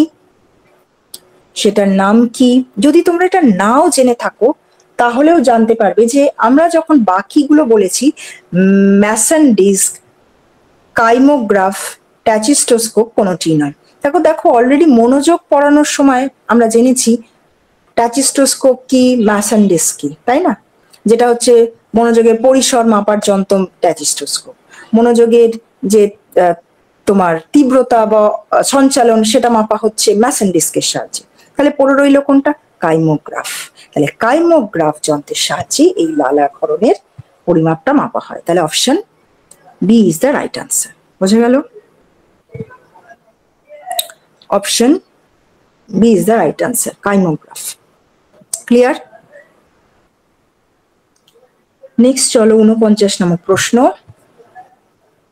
তাহলে 49 নামক প্রশ্ন হচ্ছে, আমরা আসছি, সেটা হচ্ছে কোন তত্ত্বে প্রেষণা এবং পুরস্কারের উপর সর্বাধিক গুরুত্ব দেওয়া হয়েছে? ভিভিআই প্রশ্ন। এটা তোমরা জানো, আশা করি এতদিন পড়ার পর বোঝার পর তোমরা নিজেরা করতে পারবে। কোনখানে প্রেষণা এবং পুরস্কারের উপর নির্ভর করা হয়েছে যে আগে তুমি কাজটা করো, আগে তুমি প্রতিক্রিয়া করো, গেলে তুমি ভালো একটা ফল পাবে। আগে তুমি পড়াশোনাটা করো, দেন গিয়ে ভালো রেজাল্টটা পাবে। আগে তুমি ছোটাছুটি করো, তারপরে গিয়ে বাটনটা প্রেস করে খাবারটা পাবে, তাই তো? তাহলে কোন তত্ত্বে বলা হয়েছে? অবভিয়াসলি এটা কোনটা হবে? সক্রিয় অনুবর্তন তত্ত্ব। খুব ভালো প্রশ্ন, এবং মনে রেখো, ঠিক আছে? আচ্ছা 49, আচ্ছা এখানে একটা জিনিস বলি, 49-এরটা ভুলবশত বোধহয় তোমাদের দেখবে ওই কি বলে গো, আনসার কিতে ঘয়েরটা বোধহয় আনসার কিতে দেয়া হয়ে গেছে, কিন্তু এটা একটুখানি রেকটিফাই করে নেবে, ঠিক আছে? কোন তত্ত্বে প্রেষণা এবং পুরস্কারের উপর সার্বিক গুরুত্ব দেওয়া হয়েছে, এটা প্রিন্টিং মিস্টেক হয়ে গিয়েছে, ঠিক আছে? কারণ একসাথে এতগুলো প্রশ্নের উত্তর রেডি করতে কখনো হয়তো প্রিন্টিং মিস্টেক হয়েছে, কারণ এটা বারবার মনে রাখবে। কোন তত্ত্বে প্রেষণা এবং পুরস্কারের উপর সর্বাধিক গুরুত্ব দেওয়া হয়েছে? এটা হচ্ছে অপশন সি, গ, সক্রিয় অনুবর্তন। এখানে অপশন ঠিক ভুলের দিকে তাকাবে না তোমরা, এটাই রাইট আনসার জেনে রাখবে, সক্রিয় অনুবর্তন, ঠিক আছে? সক্রিয় অনুবর্তন। আনসার কিন্তু ভুল দেওয়া আছে, ঘ দেওয়া আছে, কিন্তু এটা ঘ হবে না, এটা গ হবে। Third option C. বোঝা গেল? এটা আবারও বলছি, রেকটিফাই করে নাও, এটা option C is the right answer. Confused হয়েও না, খুব ভালো প্রশ্ন, ইম্পর্টেন্ট প্রশ্ন, সক্রিয় অনুবর্তন তত্ত্ব। নেক্সট 50 নম্বর, এটা তোমাদের জানার কথা। আকৃতি দান বা শেপিং কথাটি কোন তত্ত্বের সঙ্গে যুক্ত? আমরা বলেছি সেই যে শেপিং কাজ করার আগে নির্দিষ্ট প্ল্যানিং করা হচ্ছে, প্রস্তুতি নেওয়া হচ্ছে, মানসিক প্রস্তুতি, শারীরিক প্রস্তুতি, তাই না? রিইনফোর্সমেন্ট লাগছে, পজিটিভ নেগেটিভ। তাহলে কোন তত্ত্বে? অবশ্যই আমরা জানি এটা হচ্ছে সক্রিয় অনুবর্তন তত্ত্বে, তাই তো? স্কিনার বলেছিলেন শেপিং এর কথা। সক্রিয় অনুবর্তন তত্ত্ব, ঘ ইজ দ্য রাইট আনসার। আচ্ছা পরেরটা দেখো, গেস্টাল্ট কথাটি জার্মান শব্দ। এটাও খুবই প্রশ্ন, খুবই ট্রিকি এবং খুবই কমন একটি প্রশ্ন। গেস্টাল্ট কথাটি জার্মান শব্দ আমরা জানি, তাহলে এবার যার অর্থটা কি? অবয়ব বা প্যাটার্ন, আকার, দৈহিক গঠন, পরিধি। এবার দেখো মোটামুটি এই যে অপশন 4টে আছে না, 4টে অপশনই কিন্তু বলা যেতে পারে, মানে কি বলবো, সিমিলার, ঠিক আছে? আমরা আকারও বলতে পারি, অবয়বও বলতে পারি, পরিধিও বলতে পারি, গঠনও বলতে পারি, কিন্তু এই 4টের মধ্যে সব থেকে বেশি মানে যেটার উপর আমরা জোর দেব সেটা হচ্ছে অবয়ব বা প্যাটার্ন বা আকার। আকারটাও হয়, আমি আবারও বলছি, আকারটা হয় না যে তা না, কিন্তু এখানে এই 4টে অপশনের মধ্যে যদি তোমাদের দেয় তাহলে তোমরা করবে অপশন এ, অবয়ব বা প্যাটার্ন। যেহেতু এখানে বাংলা ইংরেজি দুটোই দেওয়া রয়েছে, এই অর্থে অপশন এটাকে তোমরা চুজ করবে। সেখানেও কিন্তু আকৃতি বা অবয়ব বা কাঠামো বা প্যাটার্ন সবটা কি বোঝায় সেই মনে আছে গেস্টাল থিওরি, ঠিক আছে? 3জন গেস্টালবাদীদের নাম মনে আছে কি? আশা করি জানো, সেই যে কাফকা ছিলেন, ওয়াদেমার ছিলেন, ঠিক আছে? আর কে ছিলেন? কুট কাফকা ছিলেন, ম্যাক্স ওয়াদেমার ছিলেন, আর ছিলেন হচ্ছে তোমার নামটা কি গো, 3জনের নামটা ভুলে যাচ্ছি কেন, কি অবস্থা, কারোর মনে আছে কি? রিকল করতে পারবে? ওয়াদেমার, কুট কাফকা এবং কোহলার। একই সর্বনাশ, কোহলারের কথাটাই তো মাথাতে ঘুরে গেছে, মেন ব্যক্তিত্ব কোহলার, তাই তো? যিনি ছিলেন 3জনের মধ্যে হেড, রাইট? তাহলে কোহলার, কাফকা এবং ওয়াদেমার। কোহলার ছিলেন মেন যিনি মনোবিজ্ঞানী, যিনি সেই শিম্পাঞ্জির ওপর পরীক্ষাটা করেছিলেন। ক্লিয়ার? ওকে, তাহলে চলো 52 নম্বর প্রশ্ন, স্মৃতি থেকে প্রশ্ন, খুব ভালো একটি প্রশ্ন। নিচের কোনটি সঠিক? এইটাও দেয়, ধাপগুলো কি কি বারবার বলেছিলাম, তোমাদের মনে আছে আশা করি। দেখো প্রথম কোনটা হবে, শিখন নাকি পুনরুদ্বেগ নাকি প্রত্যবিজ্ঞা নাকি সংরক্ষণ? তাহলে দেখো এখানে 4টে অপশনের মধ্যে প্রথমেই দেখো, আমরা জানি যখনই আমরা কোনো জিনিস শিখি বা জ্ঞান অর্জন করি তার ফার্স্ট স্টেপ কি হয়? লার্নিং। সুতরাং অপশন অ আর গ বাদ দিয়ে বাকি দুটোকে এলিমিনেট করবে, কারণ প্রথমেই এখানে সংরক্ষণ আছে বা পুনরুদ্বেগ আছে। তাহলে এবার অপশন এ আর সি এর মধ্যে দেখবে কোনটা হবে। তাহলে প্রথমে শিখন করার পর আমরা কি করি, আমরা সেটাকে সংরক্ষণ করে রাখি, এবং সংরক্ষণ করার পর প্রয়োজনে সেটাকে আমরা কি করি, মনে করার চেষ্টা করি, রিকল করি। তাহলে সেটা হচ্ছে পুনরুদ্বেগ। আর শেষে গিয়ে আমরা চিনতে পারি, চিনে নিই, তাহলে সেটা হচ্ছে প্রত্যভিজ্ঞা। তাহলে এই স্তরটা কোথায় আছে, অপশন সি অর্থাৎ গয়েতে রয়েছে। তাহলে 52 option C is the right answer. মনে থাকবে আশা করি। আর তোমরা হয়তো অনেক সময় এখানে বলবে যে আচ্ছা ম্যাডাম আপনি তো বলেছিলেন শিখনের পর সংরক্ষণ, তারপরে পুনরুত্থাপন, সেই পুনরুত্থাপনটাকে আবার তোমার সরি পুনরুদ্বেগ বলেছিলাম, পুনরুত্থাপন যেটাকে বলা হচ্ছে রিপ্রোডাকশন, সেইটাকে আবার দুভাগে হয়, পুনরুদ্বেগ এবং প্রত্যভিজ্ঞা। তো আমি বলেছিলাম বর্তমান দিনে ওই যে 3 নম্বর স্টেপ সেটাকে আর না বলে ওই 3 নম্বর স্টেপটাকে দুটো স্টেপে ভাঙা হয়, সেটাকেই ডাইরেক্ট দেওয়া হয়। বুঝতে পারলে? তাহলে লার্নিং, রিটেনশন, রিকল অ্যান্ড তোমার রেকগনাইজেশন। বোঝা গেল? বললে 4টি অপশন বলবে যে স্মৃতির ধাপগুলো কটি বা ধারণা গঠন করার স্টেপ কটা, 4টি বলবে, শিখন, সংরক্ষণ, পুনরুদ্বেগ, প্রত্যভিজ্ঞা। ঠিক আছে, নেক্সট। বর্তমানে জনপ্রিয় বহুমুখী নির্বাচন প্রশ্ন, খুব খুব দেখো বাস্তবধর্মী প্রশ্ন। ঠিক আছে, সবগুলোই যে আমরা তাত্ত্বিক ধর্ম প্রশ্ন পাবো তা না, বাস্তবিক ধর্ম পাবো। যে এই যে ধরো আমরা নৈবিত্তিক প্রশ্ন, যেমন ধরো আগে পরীক্ষায় কি হতো, লিখতে হতো, কিন্তু এখন বলা হচ্ছে না লিখতে হবে না, তোমাদের অবজেক্টিভ টাইপ। এই যে মাল্টিপল চয়েস প্রশ্ন আসছে, তার কারণটা কি, তার যথার্থতা, তার নির্ভরযোগ্যতা, সেটাকে যাতে সঠিক থাকে। মানে যদি লিখতে হতো, ধরো 15টা প্রশ্ন দেওয়া হলো, 2 নম্বর করে লিখো, তাহলে কি হতো, যেহেতু যখন আমাদের কম্পিটিটিভ এক্সামের ক্ষেত্রে যদি বলি, তাহলে তো বিভিন্ন টিচার যদি দেখেন, তাহলে বিভিন্ন টিচার দেখলে তারা তাদের মানে ব্যক্তিগত যে একটা দৃষ্টিভঙ্গি, তাদের বিচার বিবেচনা দিয়ে তারা সেটাকে ব্যাখ্যা করতেন, তাই তো। কিন্তু এই যে এখন প্রশ্নটা নৈবেক্তিক এসে গেছে, কারণটা কি না, তখন কারোর যুক্তিতে হয়তো সেটা একটা প্রশ্নের উত্তর ঠিক হলে নাম্বার দিতেন, আবার হয়তো কারোর মনে হচ্ছে না এটা আরেকটু অন্যরকম হতে পারতো, তখন হয়তো তিনি হাফ নাম্বার কম দিচ্ছেন। কিন্তু এই ধরনের বৈষম্যতা যাতে না হয়, এই নৈবেক্তিক প্রশ্ন নিয়ে আসা হয়। একটা কোশ্চেন, তার 4টে অপশন, এবং সঠিক অপশনটা সবার ক্ষেত্রেই এক। কারণ এই জন্য বলা হয় না একটা আনসার কি পাবলিশ করা হয়, যে সেখানে ওই উত্তরটা সেটাকেই ধরে নেওয়া হচ্ছে, এবং প্রত্যেকেই যারা সেই উত্তরটা করেছে তার জন্য সবাই সেখানে যথার্থ বলে উত্তরটাকে ধরে নেওয়া হচ্ছে। তো এই যে এই নৈবেক্তিক বা এই অবজেক্টিভ টাইপ প্রশ্ন বা এমসিকিউ টাইপ প্রশ্ন এসেছে, সেটা কোনটাকে যাচাই করার জন্য আমাদের জ্ঞানের, সেটা কি পুনরুদ্বেগ, যে কি সংরক্ষণ, নাকি প্রত্যভিজ্ঞা? কোনটা বলো? খুব ভালো একটি প্রশ্ন, নিজেরা করো, তারপরে আমি বলছি। ঠিক আছে, যে 4টে অপশন দেখে আমরা কি করব, সেটাকে মনের করার চেষ্টা করব, নাকি সেটাকে আবার ব্যাখ্যা বিশ্লেষণ করার চেষ্টা করব, নাকি যেটা জানলাম সেটাকে স্টোর করে রাখবো, কোনটা করি? ধরো 4টে অপশন দিয়েছে। এই যে ধরো একটু আগে আমি বললাম যে স্পিয়ারম্যানের দ্বি উপাদান তত্ত্বটি কোন সালে প্রকাশিত হয়েছে। ঠিক আছে, তোমরা পড়েছিলে কিন্তু 1904 সাল, 4 সাল পড়েছিলে। তো যে অপশনটা চোখের সামনে ভাসলো 1902, 1904, 1905, 1906, সঙ্গে সঙ্গে ওই 4টে থেকে আমরা কি করলাম, সঠিকটাকে চিনে নিলাম, তাই তো। 1904 সাল না, আমি তো পড়েছিলাম 1904 সাল। তাহলে সঠিকটাকে আমরা চিনে নিচ্ছি, তাহলে কি বলবো, এটাকে চিনে নেওয়ার কথাটাকে কি বলেছিলাম, প্রত্যভিজ্ঞা। মনে করাটাকে বলেছিলাম রিকল, পুনরুদ্বেগ, কিন্তু প্রত্যভিজ্ঞা, তাই তো। ওই জন্য বলা হয় না, দেখবে তোমাদের মনে হয় কি 4টে অপশনই তো ম্যাডাম ঠিক, তাই তো, 4টে অপশনই তো ঠিক বলে মনে হচ্ছে, কিন্তু আসল অপশনটাকে এখানে আইডেন্টিফাই করা, ব্যাখ্যা যুক্তি দিয়ে, সেটা কি বলা হচ্ছে, প্রত্যভিজ্ঞা। Option C is the right answer.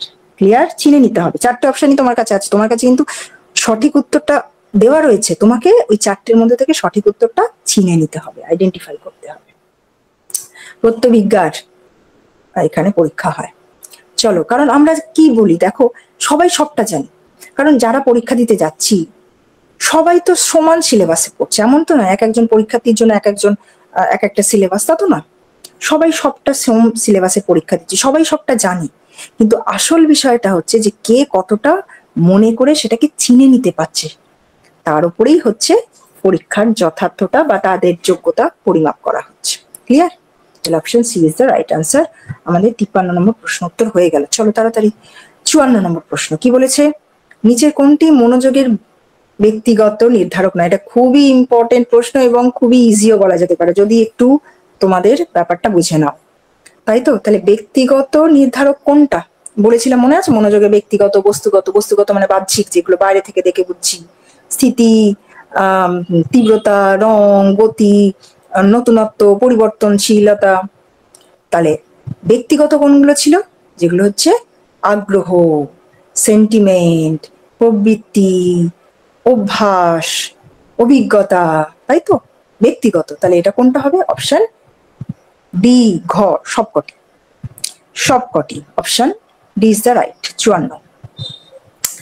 তারপরে চলো 55 নম্বর প্রশ্ন কিরকম, খ একটা কি বলা হচ্ছে, এখানে কোনটি মনোযোগের বস্তুগত বা বাহ্যিক নির্ধারক নয় বলেছে? এই অপশনগুলো না ভালো করে পড়বে, বুঝতে পারলে? যে এই শেষে এই যে নয়টা দিয়ে দিয়েছে, অনেক সময় পরীক্ষার্থী কি করে বলো তো, এই নয়টাকে না অ্যাভয়েড করে চলে যায়, যে আচ্ছা মনোযোগের ব্যক্তিগত, বস্তুগত, বাহ্যিক, ঠিক আছে হয়ে গেল, দিয়ে দিলাম। কিন্তু কথাটা যে নয় বলেছে সেটাই অনেকে ওভারলুক করে চলে যায়, জানা জিনিসও ভুল করে দেয়। সো প্রত্যেকটা প্রশ্ন আগা থেকে গোড়া পর্যন্ত ভালো করে পড়বে, তারপর উত্তরটা করবে। তাহলে এখানে বলেছে কোনটা বস্তুগত নয়, তাহলে কোনটা বস্তুগত নয়? দেখো, তীব্রতা বস্তুগত, অভিনবত্ব বস্তুগত, গতিশীলতা বস্তুগত। তাহলে কোনটা নয়? সেটা হচ্ছে আগ্রহ, এটা তো ব্যক্তিগত। যার যে বিষয়ে আগ্রহ আছে সে সেই বিষয়ে মনোযোগ দেবে। সে বলেছিলাম আমার যদি খেলার প্রতি ইন্টারেস্ট থাকে, আমি খবরের কাগজে খেলার খবরটা আগে পড়বো। আমার বিনোদন জগতের প্রতি ইন্টারেস্ট, সিনেমার প্রতি ইন্টারেস্ট, আমি সেটা পড়বো। আমার রাজনীতির প্রতি ইন্টারেস্ট, আমি সেইটা পড়বো। আমার আবার লেখালেখির প্রতি ইন্টারেস্ট, আমি সেই কালামটা দেখবো। ক্লিয়ার? তাহলে এটা হচ্ছে অভ্যাস। অপশন বি বা খ ইজ দ্য রাইট আনসার। 55 নম্বর প্রশ্ন 54, চলো সরি 56 নম্বর প্রশ্ন। এইটাও দেখো খুব ইন্টারেস্টিং একটি প্রশ্ন, একদম বাস্তবিক, বুঝতে পারছো? তাহলে যে প্রশ্নগুলো আমি রেখেছি সেগুলো কিন্তু তোমার পুঁথিগত বলো, মানে অ্যাপ্লিকেবল বলো, সব কিছু মিশিয়ে খুব ভালো একটা প্রশ্ন। যে অঙ্কের শিক্ষক ক্লাস করাচ্ছে, সেটা অঙ্ক কেন, যে কোনো শিক্ষক হতে পারে, পড়াচ্ছেন, হঠাৎ করে খুব মনোযোগ দিয়ে সবাই শিখছে পড়ছে, তো মাঝখানে মোবাইল ফোনটা বেজে উঠলো, আর অবশ্যই সবার মনোযোগটা সেই দিকে গিয়ে পড়লো। তো তাহলে এটি কি ধরনের মনোযোগ? মনে আছে বলেছিলাম মনোযোগের ভাগগুলো রসের মতে, মনোবিজ্ঞানী রসের মতে, গুপ্ত মনোযোগ, ব্যক্ত মনোযোগ, ইচ্ছা নিরপেক্ষ, ইচ্ছা প্রণোদিত, কোনটা হবে? মানে এখানে কি আমি মনোযোগ দিয়ে সেইটা করছিলাম, না হঠাৎ করে আমার মনোযোগটা অন্যদিকে চলে গেল? তাহলে কি এটা কি আমি নিজে থেকে মানে স্বতঃস্ফূর্ত ভাবে কাজটা করেছি? না, এটা কি হবে? ইচ্ছা নিরপেক্ষ। আমার তো ইচ্ছা ছিল অঙ্কটা শেখার, কিন্তু হঠাৎ করে একটা বিকট শব্দ হলো, ঠিক আছে? যেরকম হয় না যে আমরা ঘরে বসে আছি, বাইরে থেকে হঠাৎ একটা শব্দ, সেই দিকে মনটা চলে গেল। তো এইটা হচ্ছে 56 নম্বর। তাহলে উত্তর কোনটা হবে? ইচ্ছা নিরপেক্ষ। কারণ আমি তো মনটা দিতে চাইনি, কিন্তু জোর করে সেটা ওইদিকে মনটা চলে গেছে, তাহলে ইচ্ছা নিরপেক্ষ। ক্লিয়ার? আর ইচ্ছা সাপেক্ষ কোনটা বলো তো? যে আমি নিজে মন দিয়ে অঙ্কটা করছি, শিখছি, ঠিক আছে? তাহলে অপশন ঘ ইজ দ্য রাইট আনসার। তারপরে চলো 57 নম্বর প্রশ্ন, যেটা হচ্ছে কি মনোসমীকরণ তত্ত্বের প্রবক্তাকে। এই মনোসমীকরণ বা মনোসমীক্ষা যেটাকে বলা হয়েছিল কি সাইকো অ্যানালিটিক থিওরি, মনোসমীক্ষণ শব্দ, ঠিক আছে? এখানে দেখবি অনেক সময় একটা প্রশ্ন দেয় যে সামাজিক তত্ত্ব, মনোসামাজিক তত্ত্ব আলাদা আর মনোসমীক্ষণ তত্ত্ব আলাদা, বুঝতে পারলে? তাই এখানে দিয়েছে মনোসমীক্ষণ, সাইকো অ্যানালিটিক থিওরি বা মনোসমীকরণ, সাইকো অ্যানালিটিক থিওরি। প্রবক্তা কে ছিলেন আমরা সবাই জানি, সিগমন্ড ফ্রয়েড, তাই তো? অপশন এ, সেই মনে আছে ইগো সুপার ইগো ব্যক্তিত্বের যে তত্ত্ব আমরা পড়েছিলাম। তো Freud, option A is the right. Sigmund Freud, বা পুরো নাম মনে রাখতে না পারলেও ফ্রয়েডটা মনে রেখো তাহলেও হবে। ঠিক আছে, অপশন ক ইজ দ্য রাইট আনসার। আচ্ছা, এরপর দেখো ফ্রয়েবেলের মতে অবভিয়াসলি এই যে বললাম সিগমন্ড ফ্রয়েড, ব্যক্তিত্ব গঠনের উপাদান কোনগুলি? মনে আছে ঈদ, যেটাকে আমরা বলেছিলাম কি গো, যেটা ইদম, সেই যেটা আমাদের কামনা বাসনা নীতির দ্বারা পরিচালিত হয়। ইগো, যেটাকে বলেছিলাম আমরা বাস্তবিক নীতির দ্বারা পরিচালিত হয়। আর সুপার ইগো, যেটা কিনা বিবেকের নীতির দ্বারা পরিচালিত হয়। তো তিনটেকেই কিন্তু ফ্রয়েড বলেছিলেন ব্যক্তিত্বের উপাদান হিসেবে, যার দ্বারাই মানুষ যে কোনো বিষয়কে ম্যানেজ করতে পারে। তাহলে এটার মধ্যে option D is the right answer, সবগুলি। বোঝা গেল আশা করি, সবগুলি। এরপর চলো এইটা বলো, এইবার একটু আগেই কিন্তু আলোচনা করে দিচ্ছি, নিজেরাই উত্তরটা করো। তাই তো, বাস্তব নীতির দ্বারা কোনটি পরিচালিত হয় ফ্রয়েডের মতে? Eid, ego, super ego. Already একটু আগে আমি ব্যাখ্যা করে দিয়েছি। তাহলে কোনটা হবে? বাস্তব নীতির দ্বারা, যেটা বলেছিলাম কি দুটোকে ব্যালেন্স করে, তাই তো? ঈদকে আর সুপার ইগোকে ব্যালেন্স করে কে?